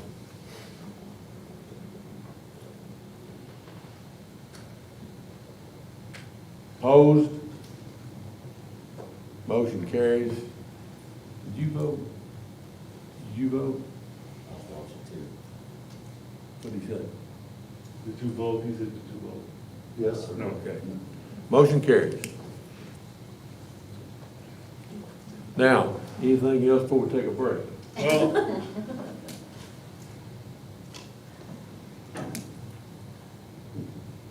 yeah, I can't think, anybody have anything to say? I think what, just for you all's knowledge, we will get all of this information out to our schools as soon as we possibly can, as far as regulations that have been passed and the specific guidelines for each sport. All fall sports need to have that in their hand because it does go into effect immediately. And, of course, we will continue our conversations with the governor's office, and we will keep you all updated. I guess the only other question to you is, and I know we're going into a study session with classification here in a minute, but August, one of the next meeting, August the 17th, is scheduled, the next scheduled, regular scheduled meeting is August the 17th. So, would you all want to do it in a setting like this where we can social distance, as they said, or would you prefer to do it by Zoom? I prefer this. But I need the option to zoom in.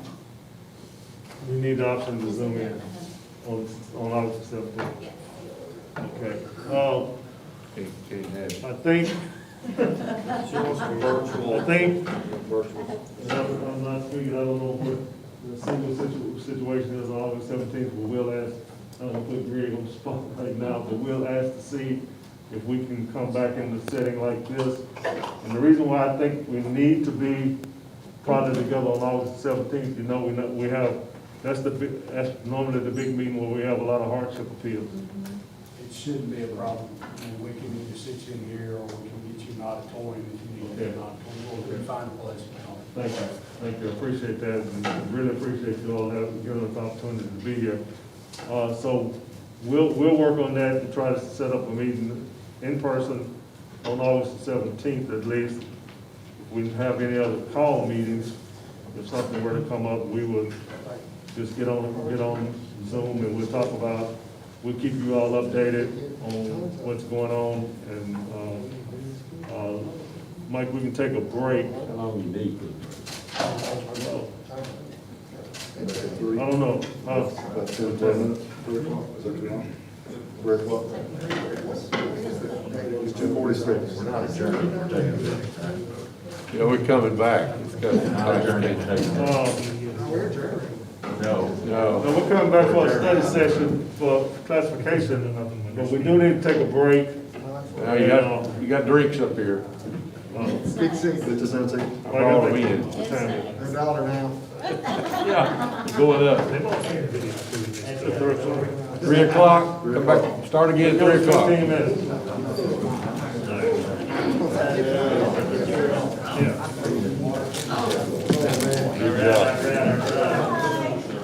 It's going to end like easier right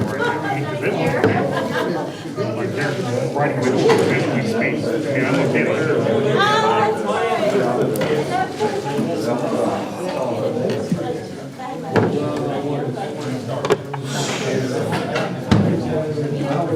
Take a job in a few minutes. Maybe time to say it too. Okay.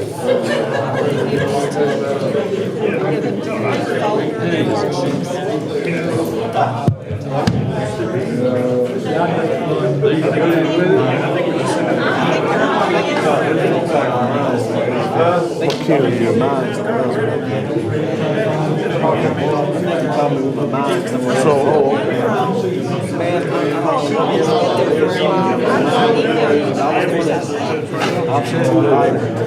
Well,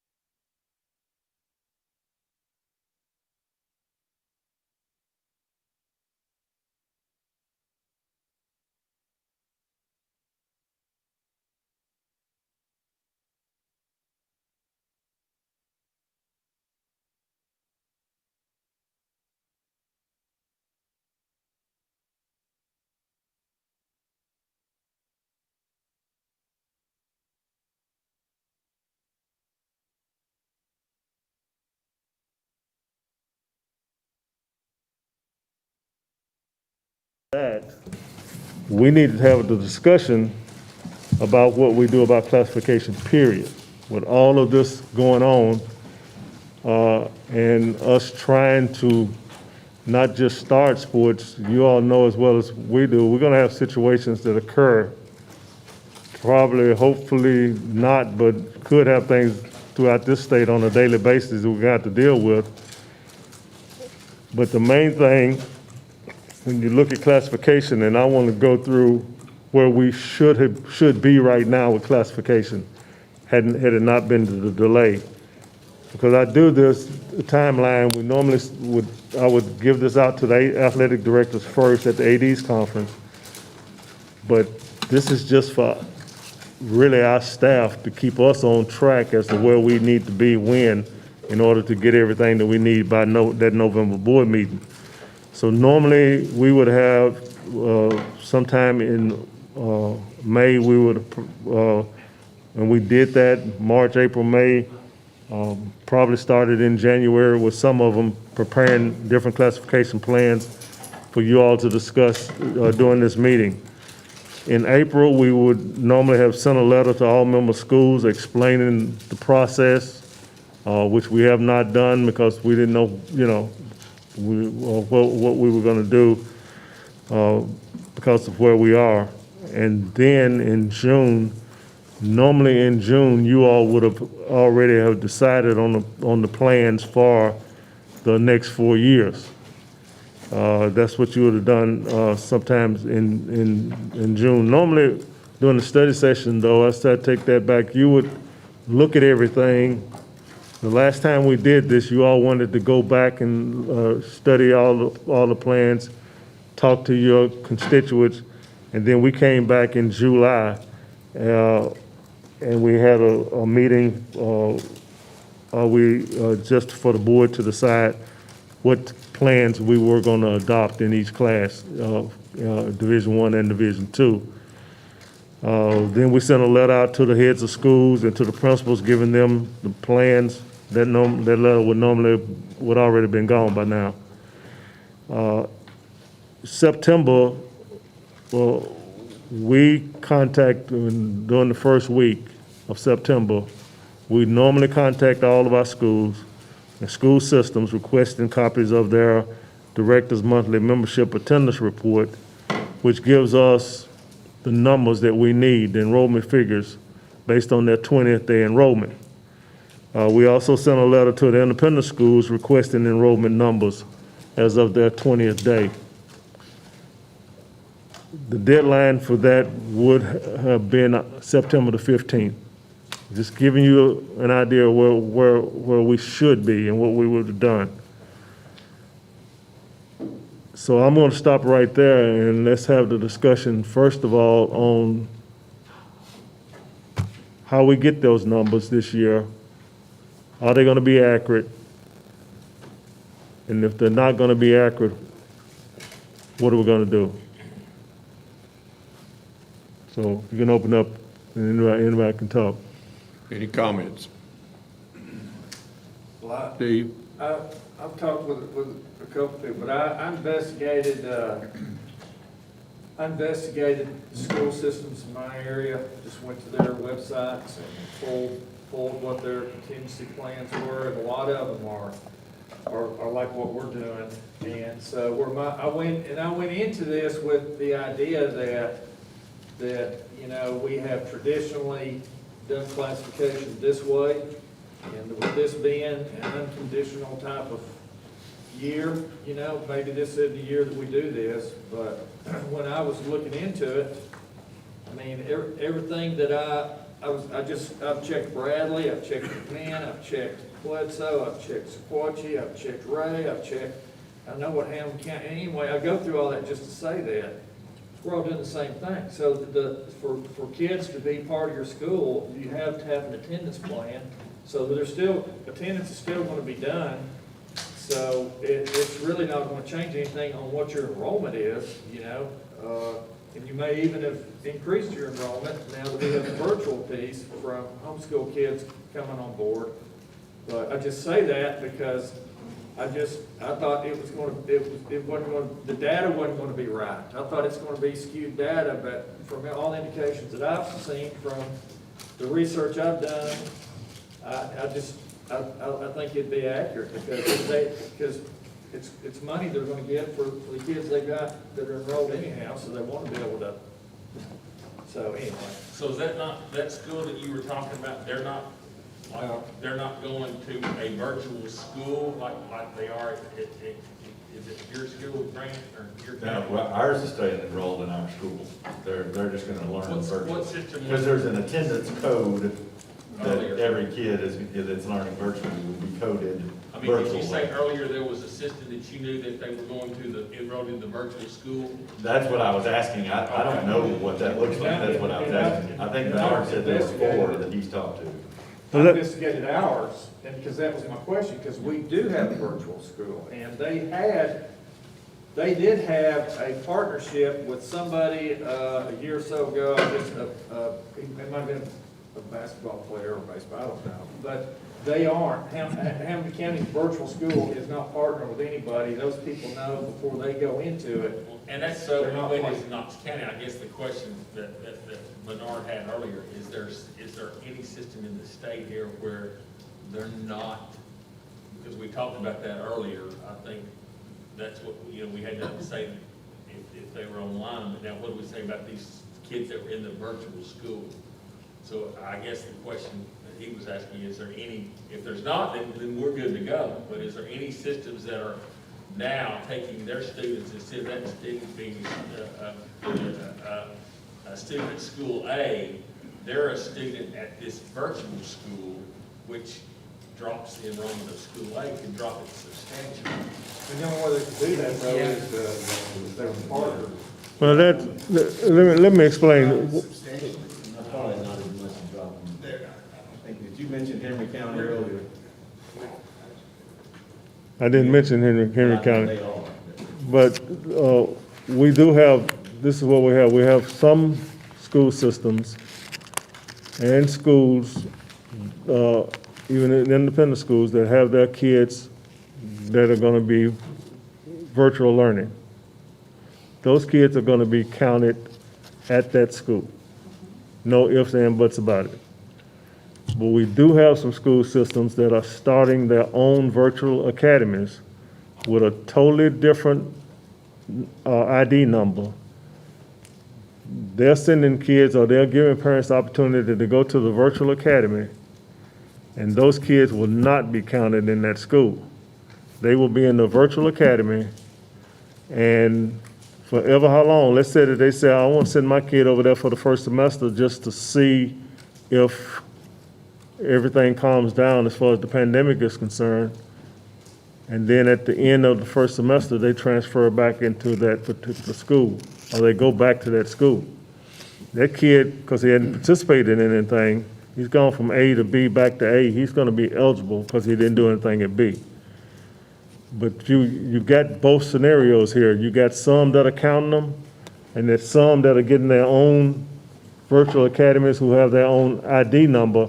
And what we've said to those schools, that if they have their own ID number, then the virtual school can join TWSAA as a member school for co-op purposes, but any student that has a previous athletic record that goes over there, they're going to be ineligible.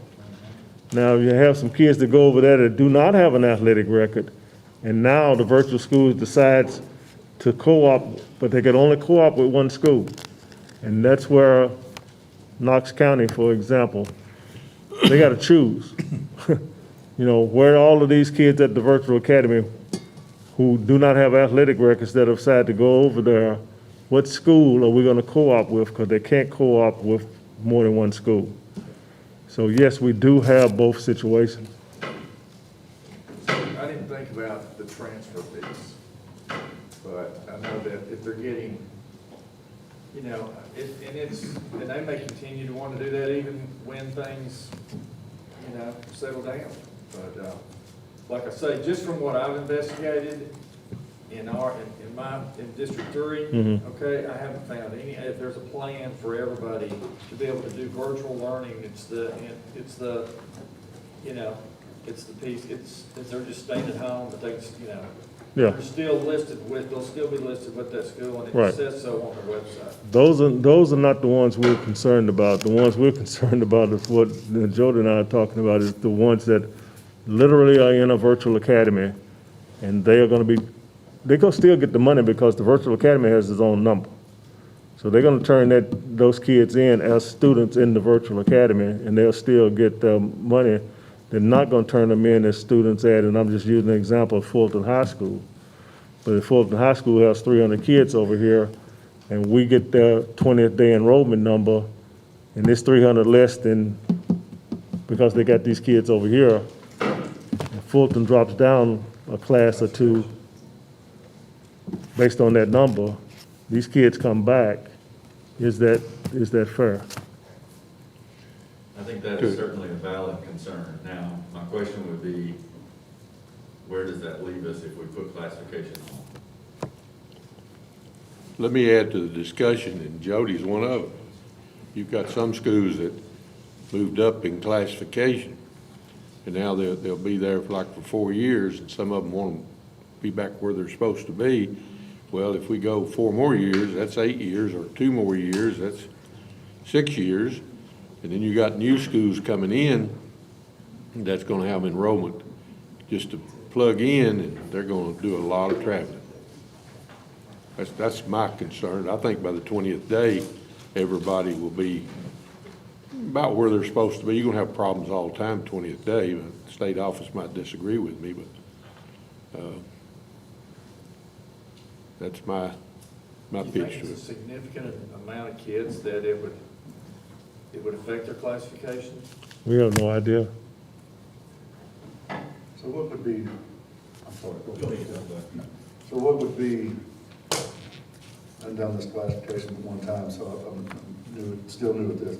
What would be the issue with the numbers that y'all sent us? Using last year, the information you showed us, Bradley sent us, that had people, you used a lot of those numbers. Use those numbers. Last year's numbers. What's wrong? Is there gonna be that big a shift in the school, other than your scenario, that you could not use those numbers?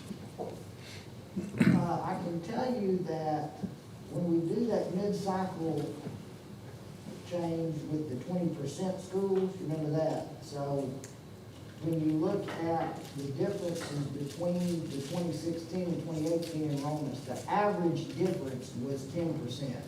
So if you can imagine, moving larger or smaller, most schools have a 10% change, whether that's up or down.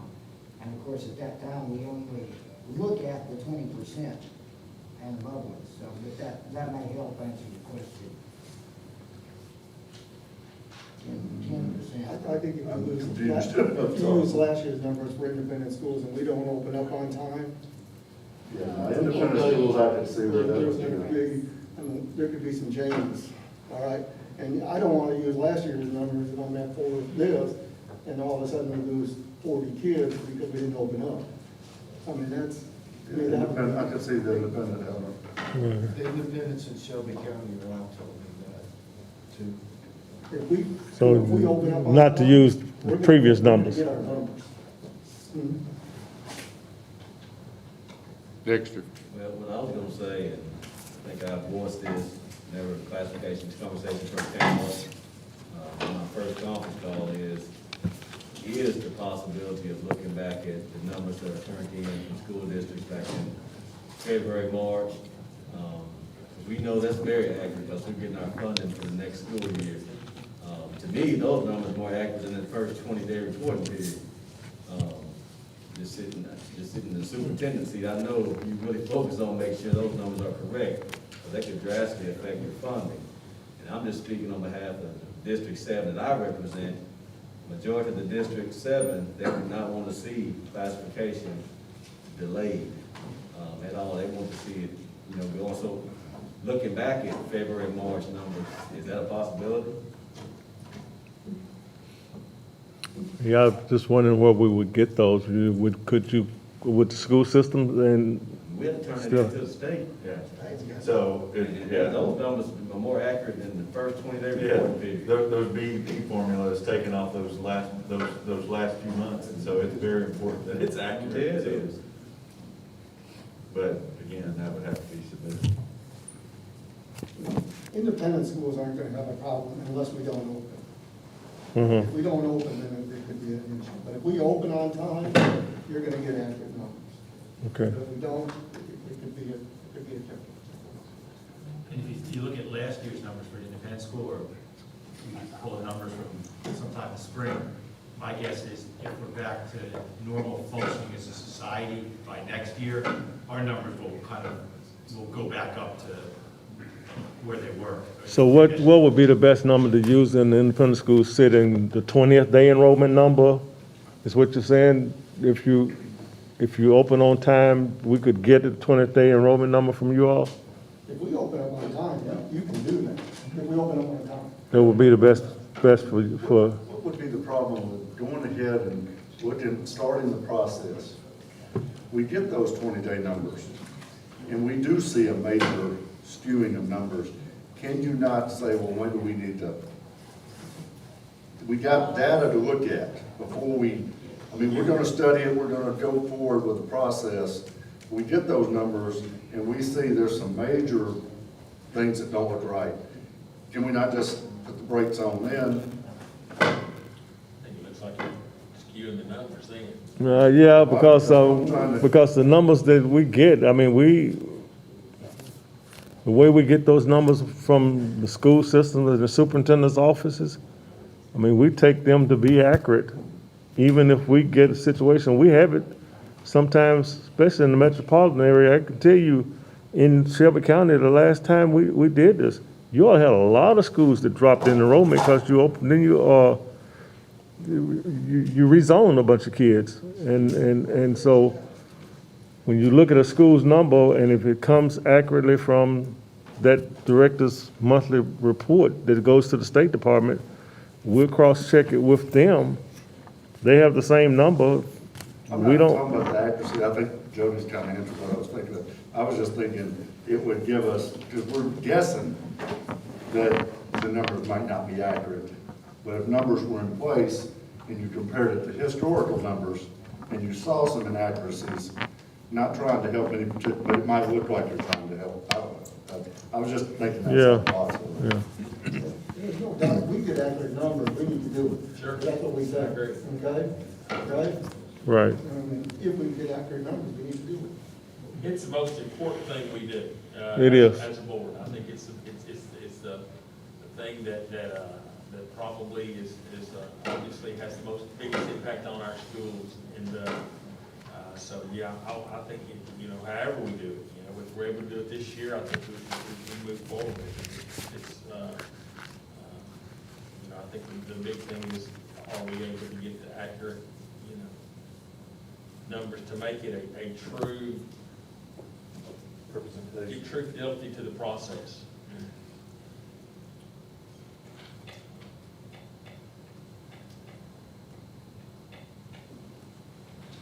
What do you want to do? Well, you want to go ahead with it? Or you want to put it off?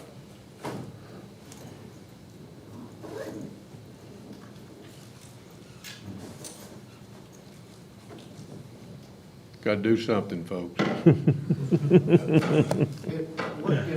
we delayed it 1 year, what would it look like? You can't delay football 1 year.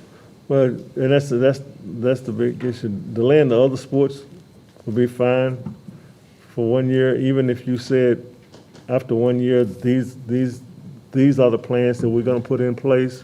The board can make a decision, and I know, for example, how many classes we're gonna have in Division II football. At the end of 1 year, we're gonna have this many classes in Division II. All other sports in Division I, we're gonna do this. We do the same thing like that, and then classify after a year. The only problem with football is that they're under 2-year contracts, and in November, you got football coaches in there. They are trying to get games, and especially some of those who play some of the surrounding states, you know, the bordering state games, they're gonna be on schedule. They don't care about classification, whether we classify or not, they're gonna be scheduling their games. And so it would, if you delay it, it would have to be for a 2-year period as opposed to a 1-year period for that very reason. If there's concern about the accuracy of the numbers, if after 2 years there's a 20% difference, right, enrollment, you readjust. True. Could you just say after 2 years, instead of 20% difference, you go to like a 15% difference? Where you just adjust there and then you do something so that if there's something that's really out of whack Yeah, for one of the reasons that you described, it's caught after 2 years, or more likely to get caught after 2 years than having to wait a full 4 years to make that correction? you could do that, easily do that, drop the number from 20 to 15, or even go down to 10. You know, whatever the board decides. Or you can reclassify, you know.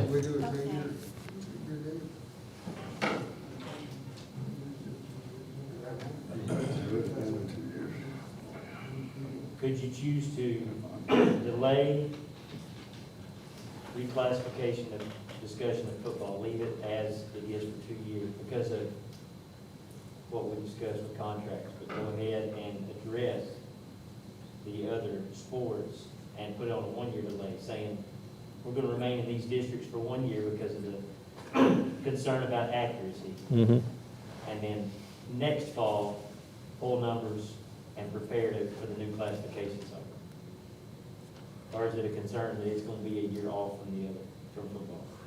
Well, if you do that, Greg, I think you would say, okay, we're gonna delay and keep our football classifications as they are right now for 2 years, and then we're gonna delay the other sports for a year. You literally would classify those sports for a year and then start the process over where everybody would be. I don't think you want to get into football is one particular time and all other sports is another. I think you want to, if you classify that way, if you delay it for a year, you classify for a year. There are some states that classify every year. You don't want to get into that because that's all you do. I think I agree with Dave. I think we've said this is the time we're gonna do it, we need to do it, but I think there needs to be a question asked for you all as a staff. You got a little bit going on with what we just discussed for the last 2 hours. Is it too much to say we're gonna do that, you're gonna have to deal with that and reclassification in this time? No. Trying to get the big bucks.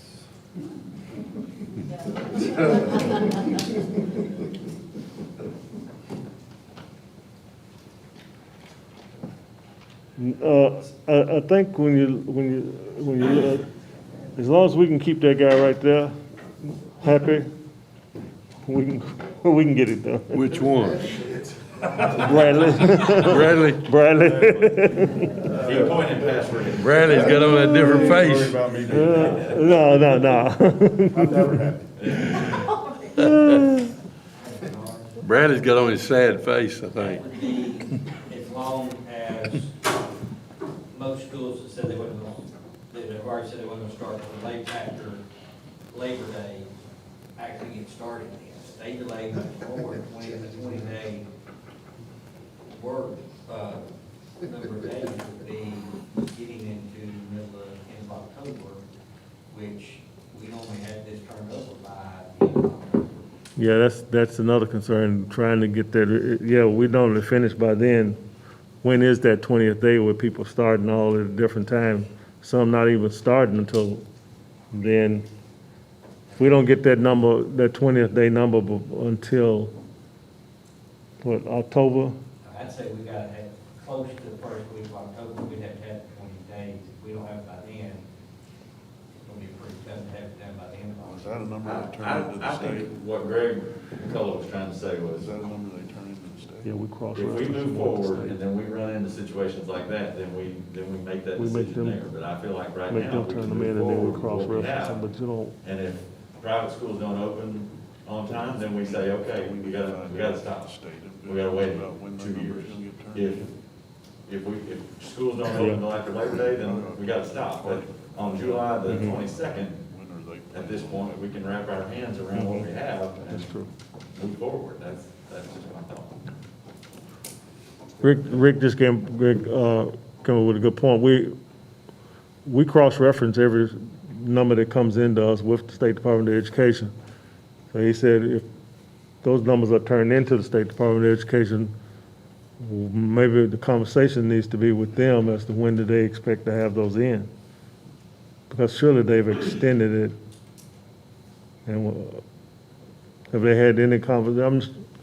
Only thing I'm hearing from the State Department is you got 180 days. You're gonna have to do 180 days of instruction, and whether it's virtual or in person, and, it's up to you at that point to decide how you're gonna do it and turn those numbers in on the same reporting period, because like Dexter said, we're looking at BDP funding and all that stuff. I haven't heard anybody start later than we are, August 31st.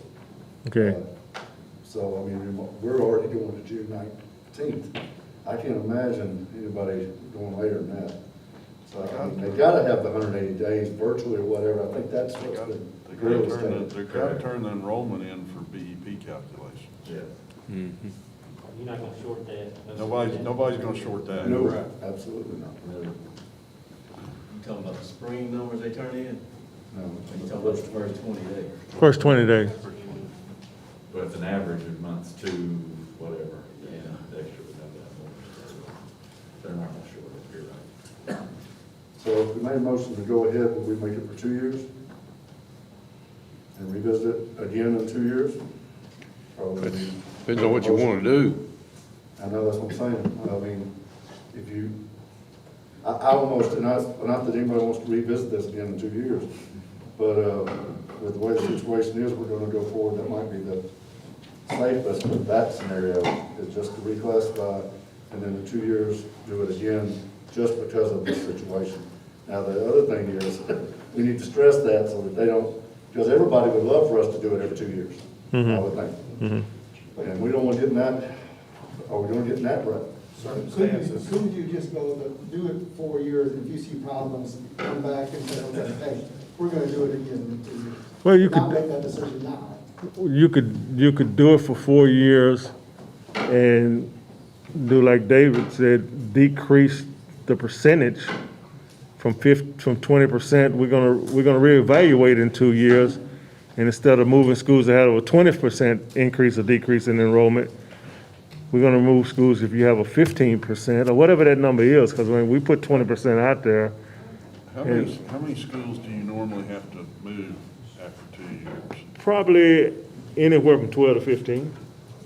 I mean, what if you said, if after 2 years, you set a percentage, if 10% or more of our schools need to be moved, then that's an indication we need to redo classification. You can do it, you can do Time that. to pass, by the time you get the numbers for us to decide that. By the time you get that 20th day number and those percentages moving, you'd be well into the fall. Yeah, you would be. I would support a motion of Greg of doing it for 2 years. And I get the point Dave's making too. I think extraordinary times, and that's where we're sitting. So if that was a motion, I've got a second. Greg. Is that your motion?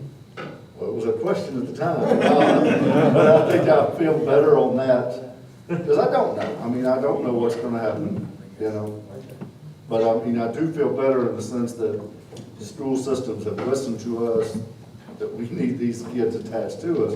Now, they didn't care much probably for the sports more than it was for the staff. Staffing is based upon that too. So, yeah, my motion would be to move on with classification for the next 2 years. 2 years. And revisit it.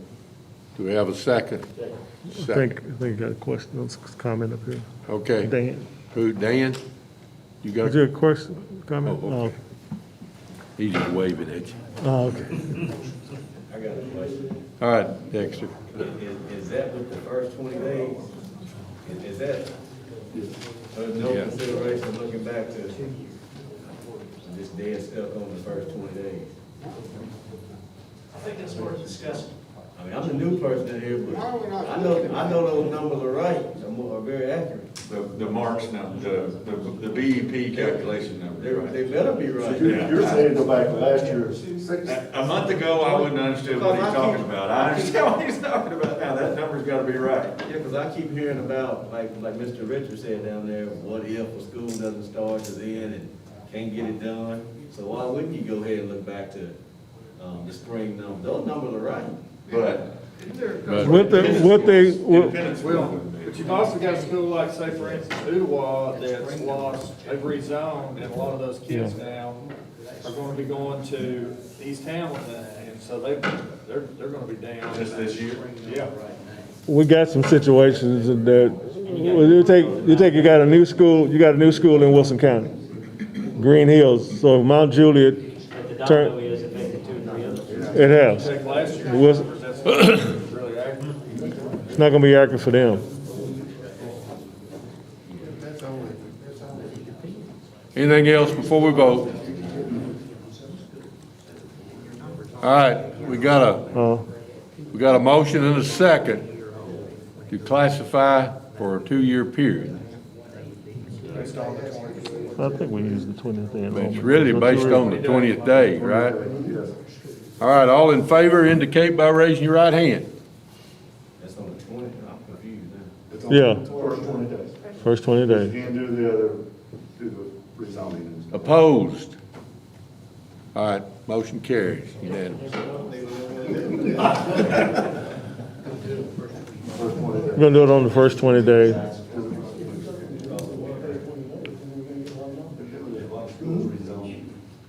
Now, where we go now, Bernard? New schools starting out. Okay, now you made that decision, I think we'll go into just looking at the information that been put together on the plans that you all asked for. Just take a look at all of those, and at some point, and I guess, once you look at those, the board is going to have to vote on how many classes we will have in each sport in Division I and Division II. I think the last time we did this, especially in the 4-year cycle, we presented you all like 48 different plans. And you had a huge notebook, if you can remember, with all of these plans in it. We condensed that quite a bit and just asked you all, tell us what you want to see. You know what you have right now.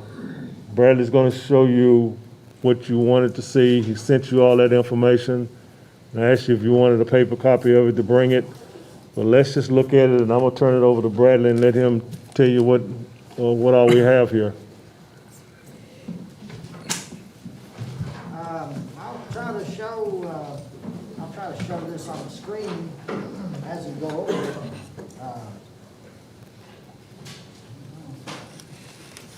Now's your chance to leave. This is your final warning. What'd he say? Now's your chance to leave. A couple of things. I'm gonna step out here where I can see the screen. Looking at the plans themselves, you probably saw a few of the charts and things there that I would consider more of a miscellaneous type thing. First one being this, the chart with the arrow. You got that paper. Let's see. That's right there. Let me move this microphone. I'm gonna. Oh, it's not even on. My projector went off too.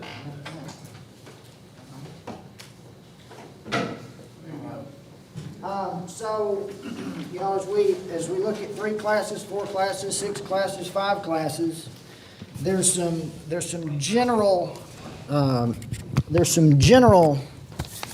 issues that can be assumed, you know, going from, you know, 4 to 3 or 3 to 4.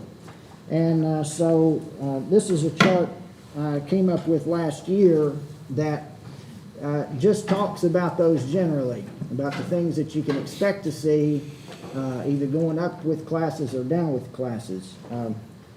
One thing that I find most interesting about this is when you consider the different impacts between sports and the length of their schedule. Sports that have shorter schedules are more tolerant to travel. You know, they're usually playing on the weekends. They've got less time out of class. They don't have to worry about being back home at a decent hour for school the next day.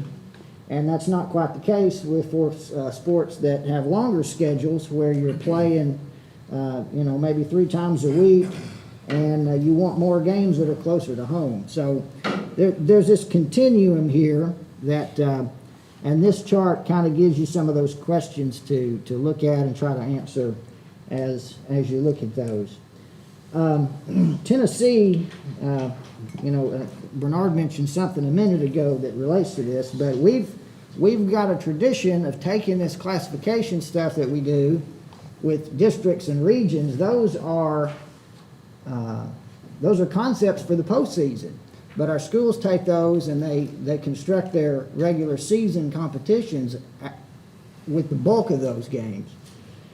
And so, more so than just with how many trophies are given out, most schools that don't go deep in the tournament, the thing about classification that impacts them the most is, what does my regular season look like and the teams that I'm playing? So there's that chart there. The next one,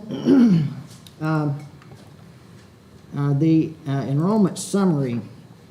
So one thing we've been looking at is how our schools are distributed, in terms of where the schools have similar enrollments, and what, there's actually another chart that I like better than this one.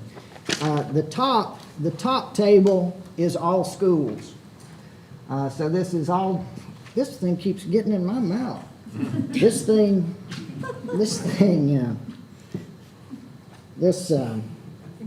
So the top chart is all schools. And it's broken down into groups of 250, so 0 to 250 enrollment, 251 to 500 enrollment. And so you can see there that we've got a glut of schools that are on the small end of the spectrum. Right. And I'll give you a couple quick stats here.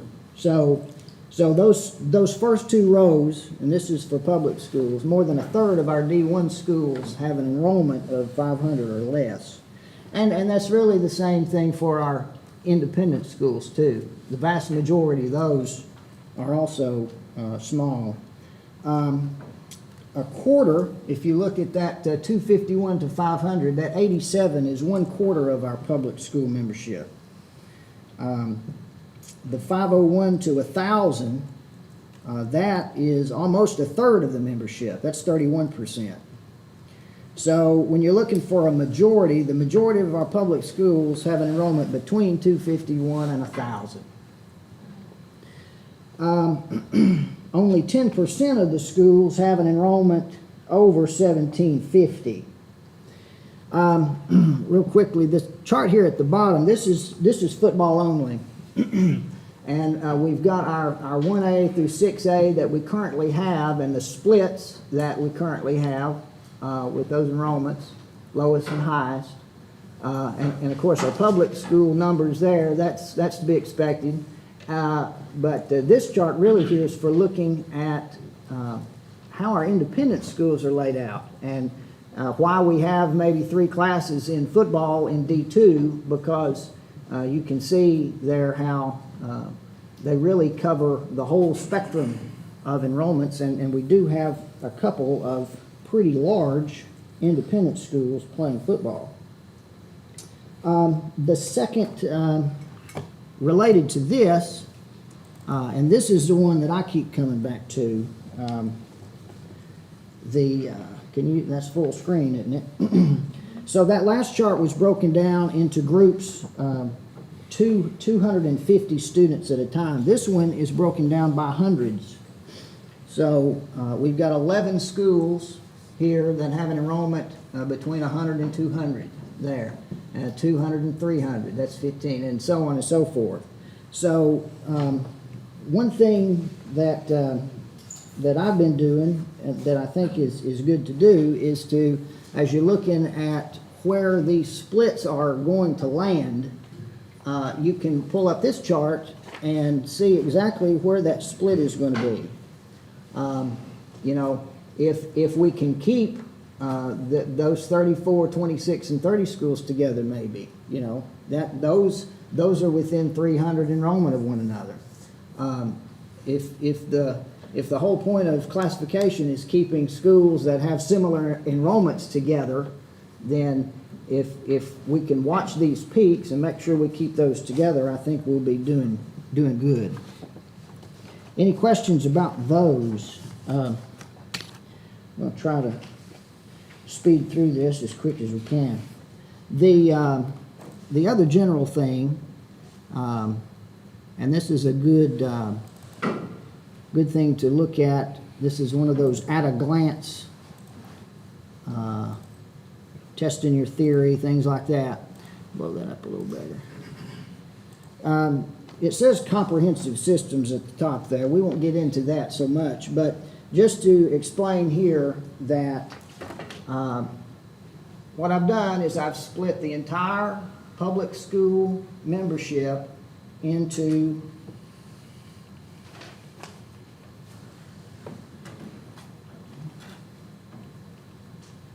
sixth.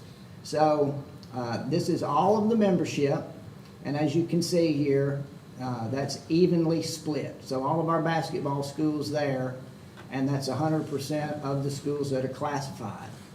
Now, with this chart, we can see, okay, of these 55 of the smallest basketball schools, how many of those have track? 18. How many of those have tennis? 7. And likewise, up here at 6A, the 52 largest schools, how many have wrestling? 49. So that's what this chart shows, and I did it for 5 classes and for 6 classes. The percentages at the bottom, that's just the percentages of how many of the total schools have that sport.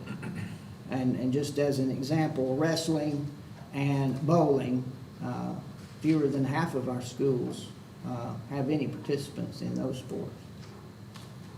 Any questions on that one? If you have questions about the bottom part, I can answer those separately if you have any questions on that.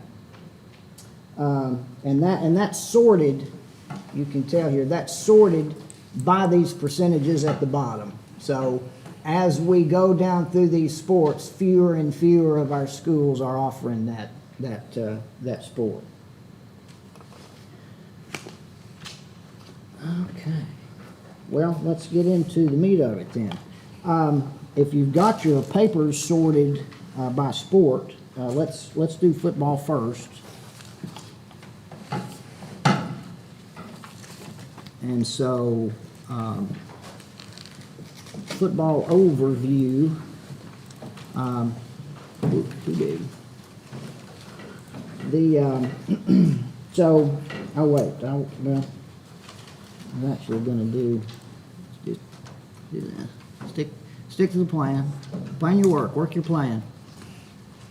D2 football current. I don't think, I think everybody's pretty happy, I guess, with D2 football, the way that it is. This is what you have on your printout is what we have now and where the splits are. Just as a reminder, that's those splits were set by board action 4 years ago, 530 and 265. So, you know, if those numbers need to be revisited, I believe that came as a recommendation from the Division II committee, and I'm sure they'll have a recommendation there too. This first football page, the column in the middle I did it in a little different order. The column in the middle is the current plan, 6 classes split evenly. The column on the left is a 5-class split evenly plan. And then on the right, we're looking at, there's some questions about that Super 32 format that we had for a couple of years.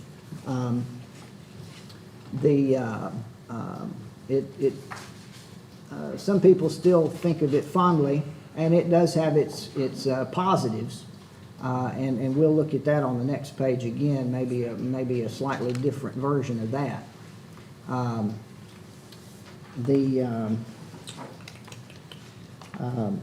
The thing about 5A, the way I like to look at that is all of the schools that are now in 6A would be in 5A if you were looking at this 5-class plan. All of the schools in 6A would be in 5A, plus the largest 10 schools in 5A would be here. And then all of the schools left in 5A would be in 4A, plus the largest 20 schools in 4A, and so on and so forth. And that kind of helps you visualize how those schools would fit into 5 classes versus a 6. The next football page will give a couple of, where's football? Football, not maps. You do have maps for those too, if you wanted to look at the dots on the map. Football alternate. So, looking at some variations on that Super 32 plan, with that Super 32, 6A still had a 32-team bracket, and every school in 6A made the playoffs. So, looking at the enrollments, looking at maybe what, could you go to 16? If you kept with 32, you go to 16-team bracket. And what I looked at was keeping a 32-team bracket, but instead of having only 32 teams, add a few more there. So the column on the left on your paper here, that's the current plan, 6 classes split evenly. Oh wait, no, that's not. Let's ignore that first column. The second column, we're classifying all schools, whether they have football or not, and we're taking out the largest 40 into 6A. And you can see when you're looking at all schools, there's about 40 of the small schools in that 1A. So finally, the chart on the right would be a plan where you have the 40 largest schools in 6A and the 40 smallest schools in 1A, and then the other classes would be split evenly.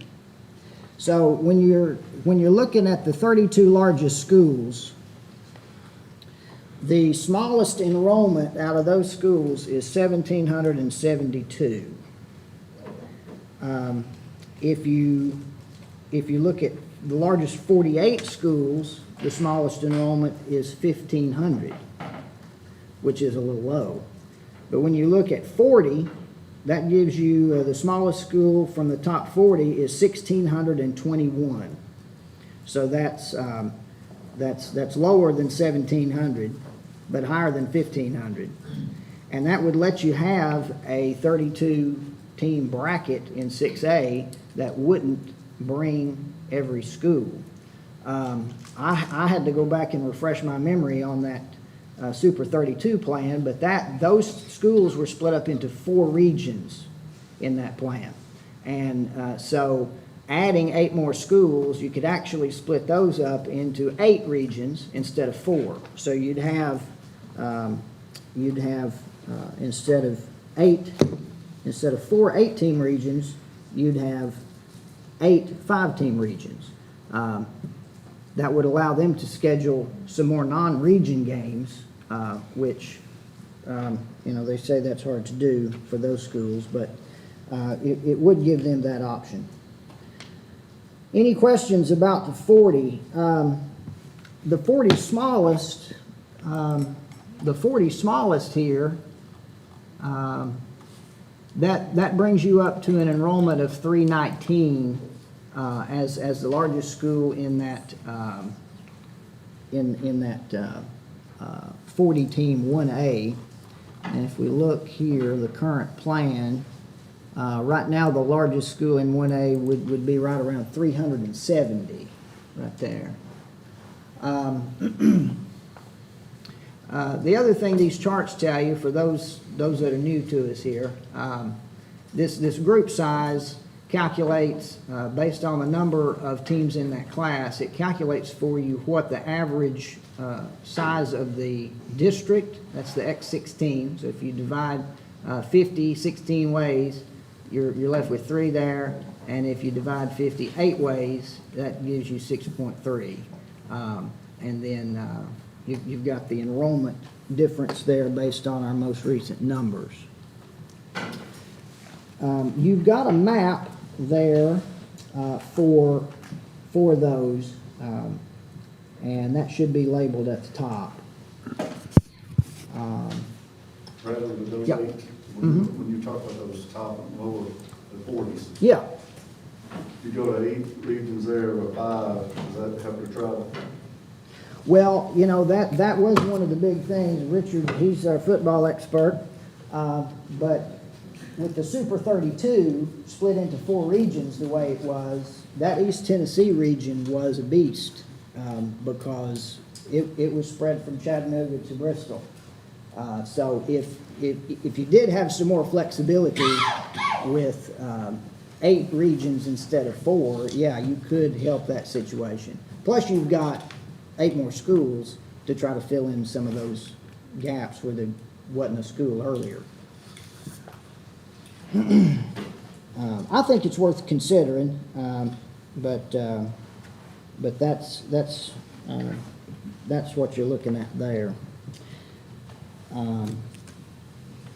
Any more questions, or talk amongst yourselves?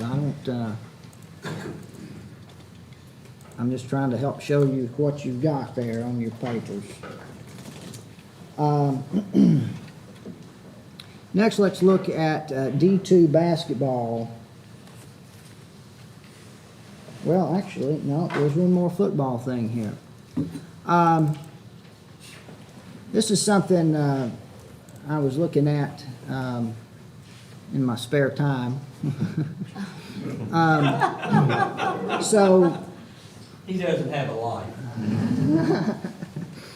So, I mean, a lot of us have gone to these federation meetings, and you hear what some of the other states are doing with the success quotient and advancement principles, and if you win too many games, you have to go to the other class.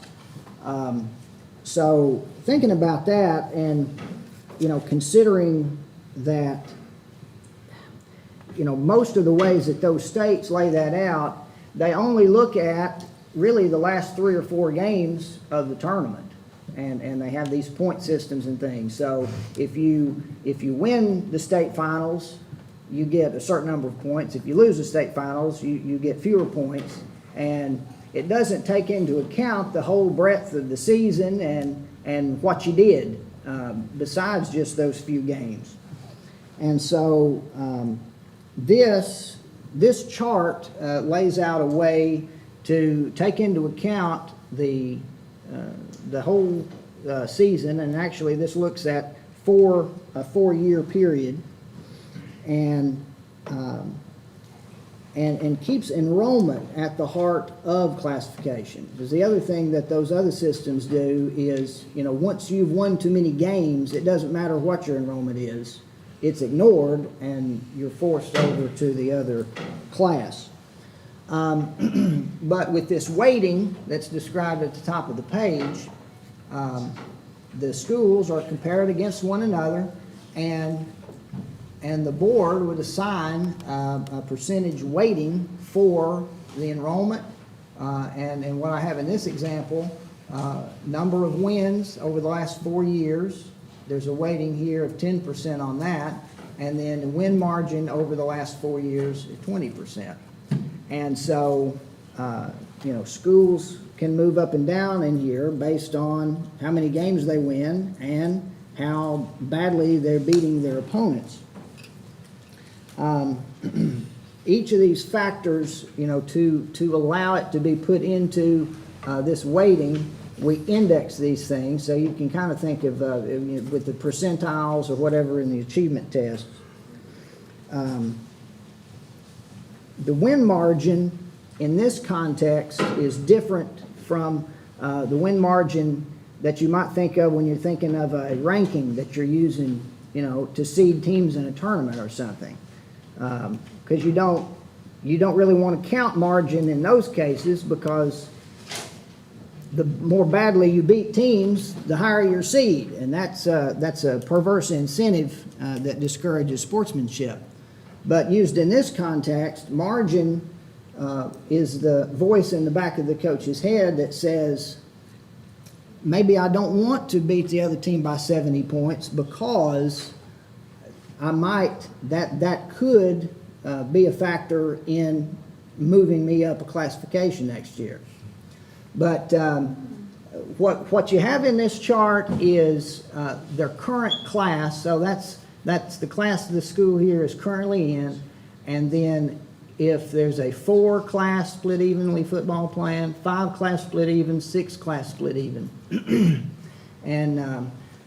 And again, these numbers, total wins, that is over the period from 2015 to 2018, and the margin. So teams that lose a lot and lose pretty bad, they'll have a pretty steep negative number. And the schools that do really, really well have very high positive numbers. So with the wins, if you go deep in the playoffs, you're accumulating more wins. You'll have more wins than anybody. And the way the indexing works is, if I'm a school that has beaten my opponents over a 4-year period worse than any other school has beaten their opponents in a 4-year period, I'll have a 1 in that column.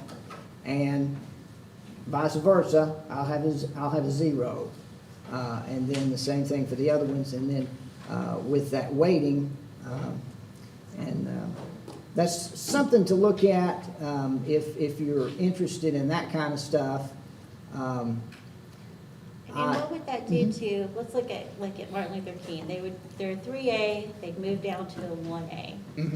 And only because I know where MLK is located, I think it'd be hard for them to find another 1A, because they're in Nashville. That's MLK. Right, so, That's a Memphis. Yeah, I think that's a Memphis one. oh, okay. MLK in Nashville, It's so, co-ops. they co-op, right, so those co-op schools are not listed here. Right. Okay, Yeah. so, Yeah, these are football-only schools. But that's a good point, because you've got, there's quite a few of the Memphis schools that show up here that are because, 3A, go 1A. yeah. Okay. One of the ones that I looked at personally when looking at this is this example of North Green and Unaka. They're close together up there in northeast Tennessee, and Unaka is one that's been before the board a few times, because they've struggled in football. And but every year on their schedule, they have a non-region game against North Green, and that is the most competitive game of the season for them, even though North Green is in 3A. So there's some positives to this, but the reason I picked these numbers, these weightings, is, of course, if you weight enrollment too much, it looks almost exactly like using just the enrollment. And if you use these other figures too much, then you do see a whole lot of movement with schools who are winning all of their games and winning them in convincing fashion. They move a lot, if you increase these percentages. So I just picked those 3 because it showed a change, but not too big of a change. Of course, if you do something like this, you could always stagger implement it. You could start with 5 and 5, and then work your way up to a sweet spot. Any more questions about that? All right. That's it for football. That's it for football.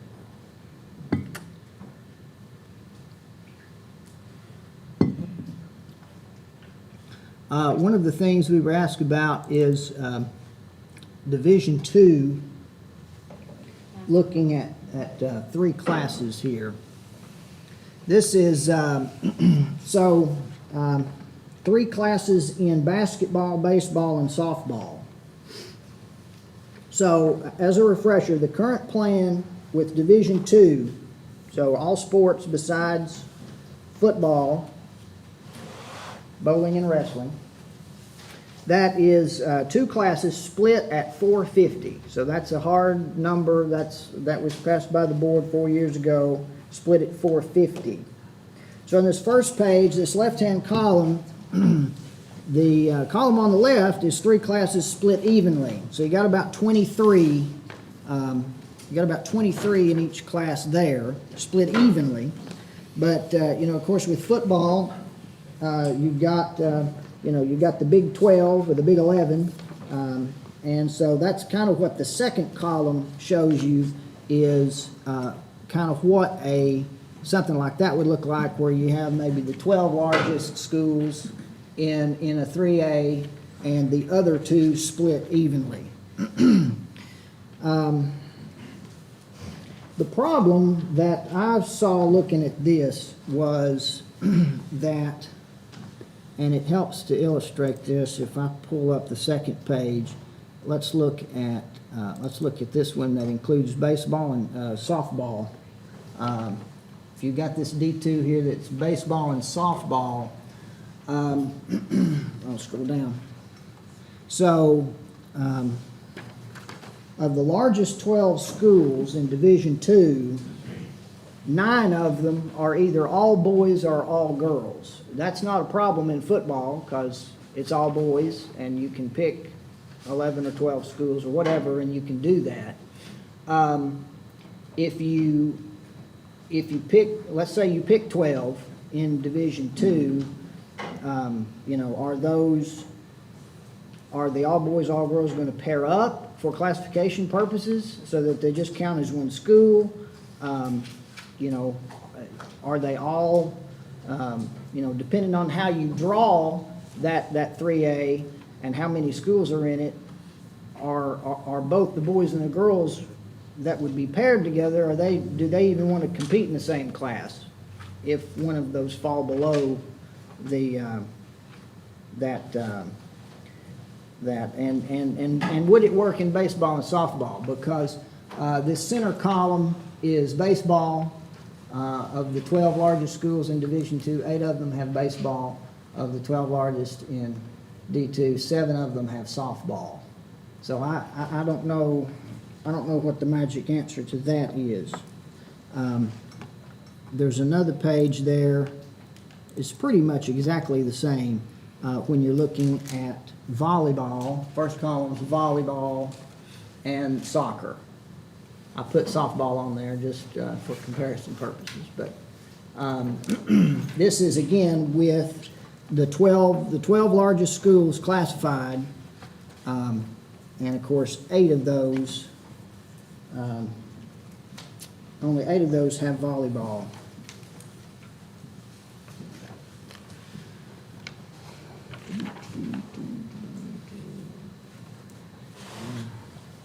Any questions or discussion on that one? And we could ask after this is over to look at some other things, correct? Mm-hmm. Oh, sure.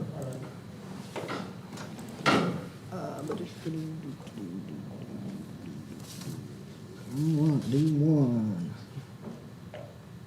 Basketball overview. So, the first page, basketball overview on your attachments, this is the column on the left is the current plan. That's all schools classified, split evenly. So we're up to about 110, 109, 110 per class looking like. Probably add maybe a couple more before it's all said and done. And the other columns are 4 classes split evenly and 5 classes split evenly. So we can look at how the splits change, and you can compare that to the other chart that we looked at earlier. And those are all split evenly. So you got 5 classes. Let's see where the currently we come down to 996 here in a 4-class plan. That upper limit, the lower limit of the highest class comes up to 1162. So you still have a few schools there, and then 1304. That's where it comes to when you have your 5A. There's a 4-class. Let's see, 4-class overview. Okay, on this page you have a single view of 4 classes split evenly with basketball, baseball, softball. So that's all on one page. This pretty clearly shows kind of what the impact will be on your small schools in a 4-class split even plan. Your 80 number here in basketball, that's fine because everybody's got basketball.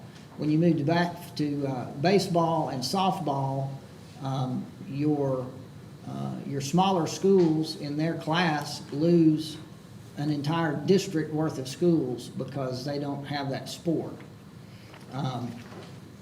There is an effect here in the AA, not as great though, going from about 82 down to in the mid-70s.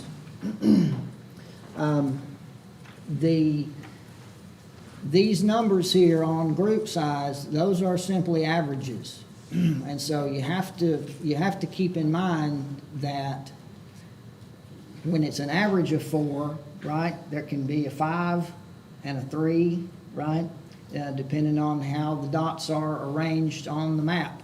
They're not always all going to be 4 schools.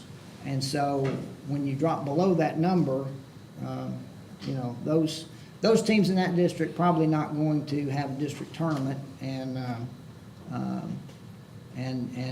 especially if when we classify, we're looking at all 80 of these schools, and if we don't take special care to make sure that each district has 4 schools, or at least 3 schools maybe, in each of these districts that we draw, then we may wind up with certain districts that only have 1 baseball school in them, for example, or only 1 softball school.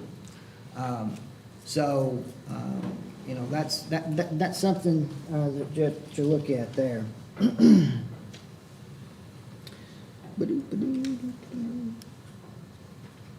You've got maps for this, and just to we'll pull one of those up here. 4 classes even. So, the smaller schools, the way they're distributed more evenly, not a huge deal. What's happening in Shelby County with the charter schools and everything, they have a lot of small schools, and that it usually works itself out to where Memphis gets its own region, which isn't a problem. One thing that stood out to me on this, on the 4A, what the 4A would be is we're looking at the same situation that we had in 5A football, I think, this past time. That dot out there is Henry County. And so, huge cluster here, huge cluster here, and neither of the twain shall meet. This is something to play with because I've tried it a couple different ways.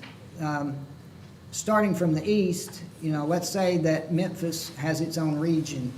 working from the east, you have to be very creative in how you split these schools here to make it work out to where you have 16 districts. If you group these schools together the way you want to, I think you're missing a district here. But that's something to look at. The other problem here, and when you go back to your printouts, when you look down through this enrollment list, with 4 classes split evenly, you've still got, how many? 6? Yeah, 6. You've still got 6 schools in your highest class that have a less than 1,200 enrollment. So I kind of have in my head that there's a bulk of schools, and think back to where'd our chart go here? I'll pull it up. You love charts. Charts. We've got we got a bump here. We got a bump here. There's 32 schools right here that are within 200 enrollment of one another. So when we say there's 6 schools less than 1,200 enrollment, we're cutting into these 32, the 16 right here, with a split. And so, if we can either move this split up a little bit or move it back a little bit, and keep these groups of schools together, that makes sense for competition.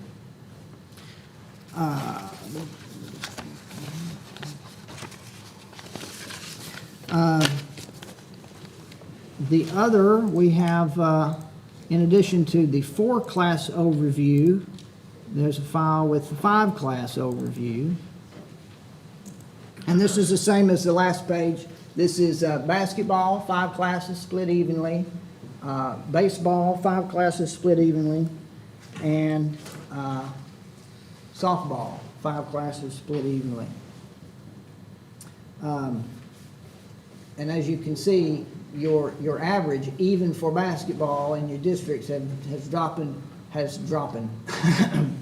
below 4.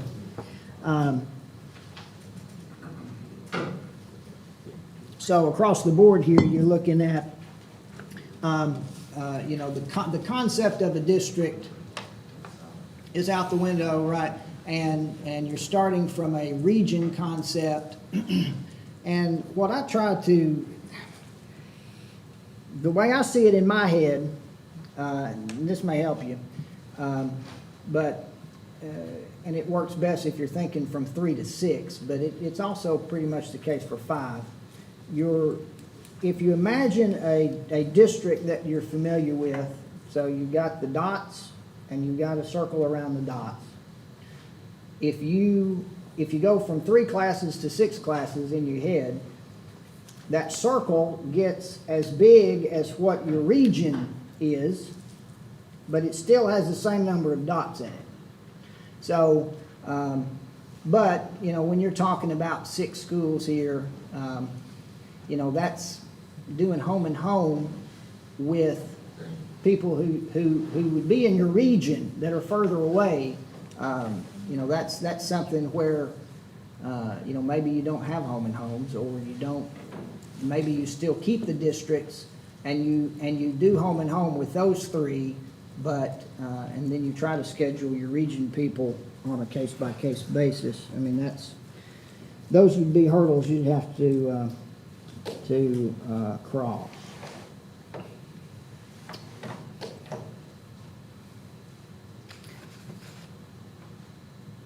And and that's with the basketball, if you did 8 regions in basketball, that'd be 8 teams per region. If you did home and home there, that's 16 games of your schedule. Is that too many or too, is that? 14 games. 14 games. So that's, it's not untenable.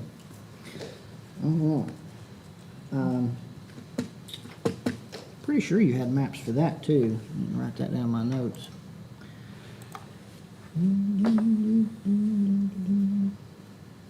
But one thing we'll talk about briefly here is this, on your attachments there, that is four-class alternate.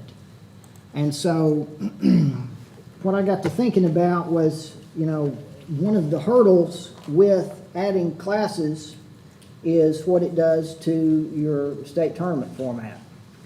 And so thinking through this and trying to come up with a way forward, I kind of borrowed that concept from the Super 32 in football. So this page shows 4 classes, but your 1A and your 4A are half the size of the other 2 classes, the classes in the middle. Now remember our blue chart with our dots, you know, there's a lot of schools here in the middle, right? And we've got a few great big ones and a few great small ones. So your, let me, I can't, no, that's not hooked up. Wish I could move this. So the two classes in the middle would be the same size in terms of number of schools as the classes we have now. So they're, you know, nothing would change for them. They play the same size districts. They play pretty much the same people. They would be closer in enrollment, and their postseason would look the same. But for your super small schools and your super big schools, in this case, we're right about 50 in the smaller class, 50 in the larger class. You know, those schools would be in that region format, and they would probably start in a region tournament. But when you get to the state tournament, instead of 8, 8, and 8, that's 24 teams, then you're playing 4, 8, 8, 4, 24 teams. And at least for basketball, you lose 1 game, I think is what it ends up being. Yeah, so just imagine the girls' state tournament. You lose 7 games, you add 6, you go from 21 games to 20. So you'd have 2 fewer games on Wednesday and 1 more championship game on Saturday.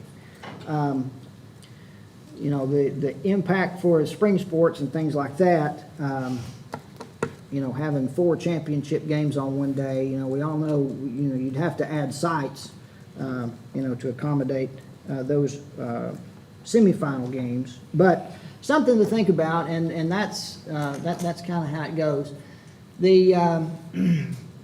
This is another thing that always is the case. When we split these 4 ways like we have, the large schools always have all of the sports. It's the same straight across. We look at baseball, softball. So of the 52 here, 45 of those 52 have baseball, 43 of those 52 have softball. If you're in the region format, that's really a difference of 1 team per region losing. So that's not too bad. You're still at 5.5 on average per region. You have maps for this too. There's a second page. There's a second page that shows, this is what was on the last page, that first column, but as a comparison to, this is volleyball in the second column and soccer in the third column. You know, maybe those sports aren't ready for 4 classes. So, and this lets you see those numbers. So in your 1A, of those 54 schools that do have basketball, only 33 of those have volleyball, and only 17 of those have any kind of soccer team, girls or boys. But the problem with 4 classes is if we were to combine 1A and 2A together, that would be split in half. And that's something else we're gonna look at in a minute, about splitting them in half. So,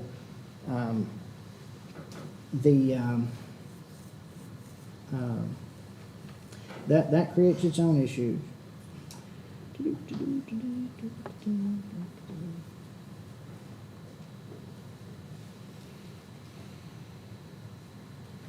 But it's a possibility. Any questions about that? You've got maps in there, so you can see. Let's see, where the basketball maps. You can kind of see how that would be laid out. You know, maybe not here, but for your large class, for your 4A or whatever that would be, it looks almost exactly like what your football class looks like now, in the way that it's distributed. That's looks like the ring of fire here, east to west there. And that's about 55, 56 schools in that upper and lower classifications.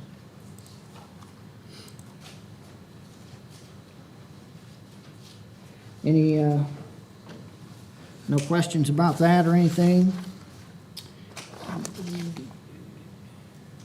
All right.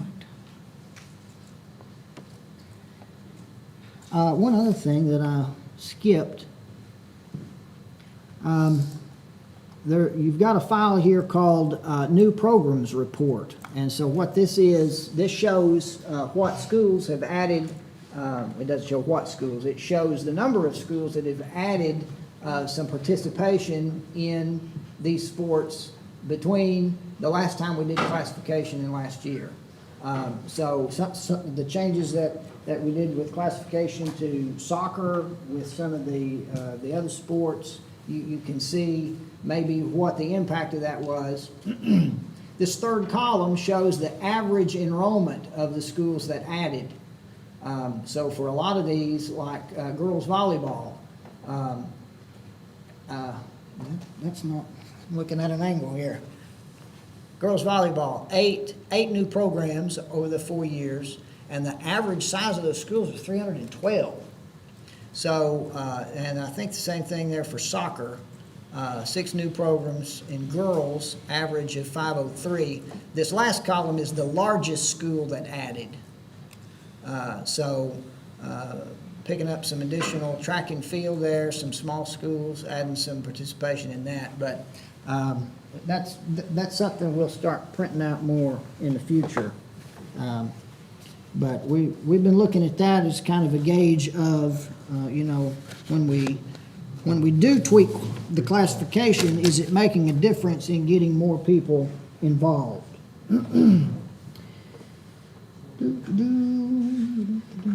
The last thing, the last thing we've got here is, so in the last cycle, we split cross country, track and field, golf, and tennis together, and split all the schools in half. And so that brought the split in those sports from around 1,000 down to around 700. And so I think most of us have heard feedback from those schools between 700 and 1,000 that they didn't like that very much. But two, you know, and there's certain championships that actually take this into account, but these reports all have the participation numbers on them too. This includes all golf and tennis schools, so you've got 936, 2,300, and you can look at that in terms of how many individuals are participating, because that number is different necessarily than the actual number of schools participating. And sports that are not as team-oriented, you don't necessarily have to have a whole team. You can look at that individual participation number.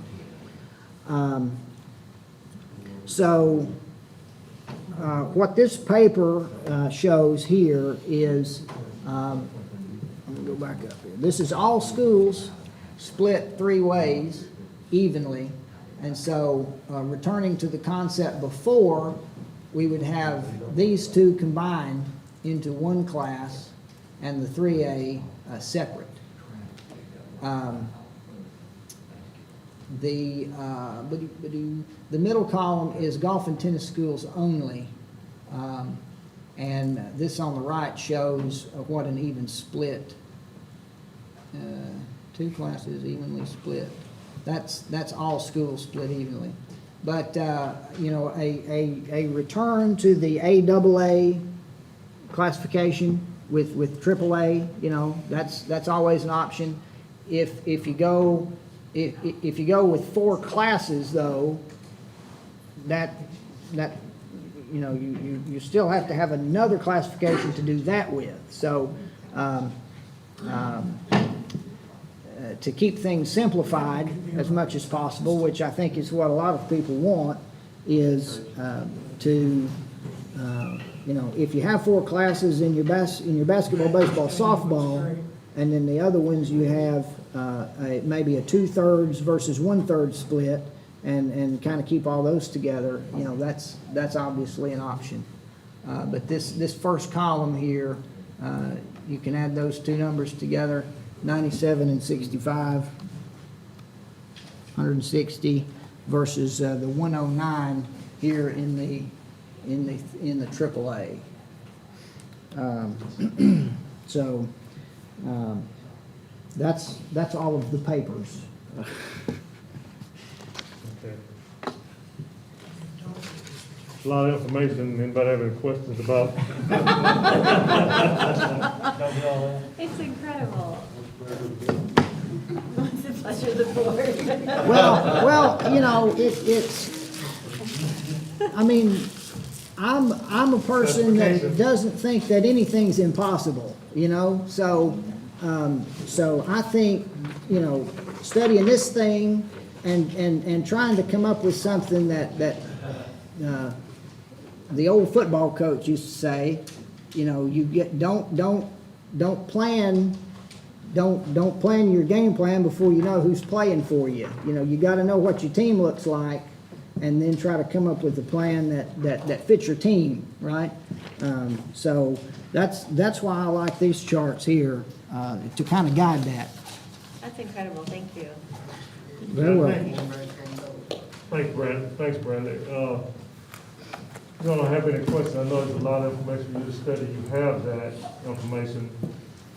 I think what you as board members need to get in mind at our next meeting in August, we're gonna go here with classification. We will need to know, and I think the schools will wanna know at that point what we're working with as far as how many classes, and this is your responsibility, to set how many classes you want in Division II. Let's start with Division II, in Division II football. How many classes you want in Division II in all other sports? And for the Division II voting members, what's that number gonna look like? Where's the split gonna be, or what, if we have 3 classes, do we wanna split them evenly? Or are you gonna use the 12 schools that we have in football, which, if you use enrollment figures, you know some of them are gonna have to move up to that class. They may decide not to. But we need to know how many classes we're gonna have in all other sports. The board needs to vote on that in Division II. In Division I, the same thing. How many classes do you want in football? And then when you look at all other sports, where do you want to be? I know there was some interest in Division I for us, in which we presented basketball, baseball, softball. Look at 4 classes there. If you decide to go to 4 classes in basketball, baseball, and softball, or even 3 classes in the same, in Division II, what do you want the tournament to look like? Because it completely changes the tournament structure. We've heard one of 2 things. We can either go to if we are in 4 classes, we only bring in, each class, we only bring in 4 teams. You have semifinals and finals. If you expand the tournament like we do in Division II, we already do that. We have semifinals and finals, and we do it all in 1 week.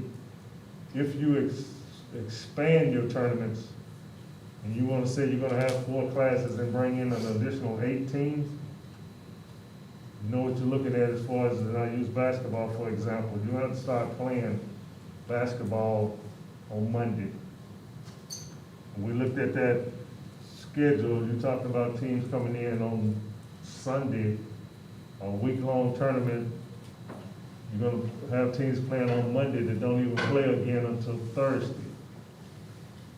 So what is that gonna look like for schools? We'll have to either go back home, more likely than not. If I'm coming from Tennessee High School and I gotta play on Monday, and I don't play again until Thursday, if I play Monday afternoon, I'm not going home Monday night, and I'm not getting up on Tuesday morning and driving back to Bristol and then coming back, taking all day on Tuesday to drive back. We'll take all day on Wednesday to come back to Murfreesboro Center where we are, and then play on Thursday. So probably any team, even if I'm in Memphis, the same thing. Any team that plays on Monday and has that 2-day break, they got those kids there, and that's an expense for the school. And those kids are out of school for the entire week. So do we go to a semifinal and final concept if you decide to expand your tournament? You have even more problems if you expand the number of teams that you allow, both in Division I and Division II, to come to Spring Fling. Facilities, for example, how we're gonna play all those games. But you wanted to see it, these are your options, but if you decide to go with more classes than we have to start at the back end and go forward. We need to know what we're gonna do, what we want our tournaments to look like at the end. And I think that decision needs to be made in August. So moving forward in both Division I and Division II. We have some work to do in track and cross country as far as classes. What we would like Richard to come up with, what we would like to look at with the track committee as far as how we do the split. If we have, say, 2 classes in cross country, we go AAA, but we go AAA based on just the track numbers as opposed to AAA with all of the schools. Mark is working on some Division II wrestling, dual wrestling, that will have ready for you all also in August. Does anyone have any questions as to the direction we need to go?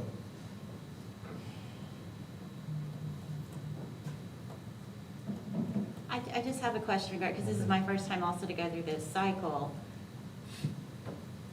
Is it something that is reconfigured each 4 years?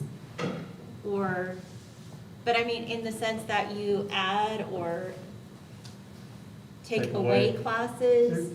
Or I guess, No, the board has that option. You can leave everything as is if you want to. Or you can change it. But we do make those decisions every 4 years, you're correct. yes, but I just didn't know if it's the history that every 4 years it's something completely, like, I'll call the office to get more history about that, okay. Okay, it's a completely changed today, so is what you're asking? Yes, No. every 4 years does it completely change? Okay, No. that's, Once you add it, it's hard to get it away. okay. You added classes, you're exactly right. I mean, we're in football, you're looking at either, you're not looking to go down. You're just whether or not you want to do the super for 32 or 40. Right. Really. It's the only option. I just don't want us to get so big that we're like Texas, or where we are the size of Tennessee, and we've got all, now we're gonna be like Alabama, and everybody's got all these state championships. It just kind of takes away from it. I do want to know, all of the staff have worked on this with Bradley, but I do want to thank them and especially thank Bradley for all the work that he's done Oh, Bradley, putting this yeah. together. So thank you so much, Bradley, for this. And the staff also. Mike, nothing else? Nothing else, we'll adjourn and we'll. Good to see you, Jim. We'll plan August 17th, probably be right here. Okay. Thank you, Howard.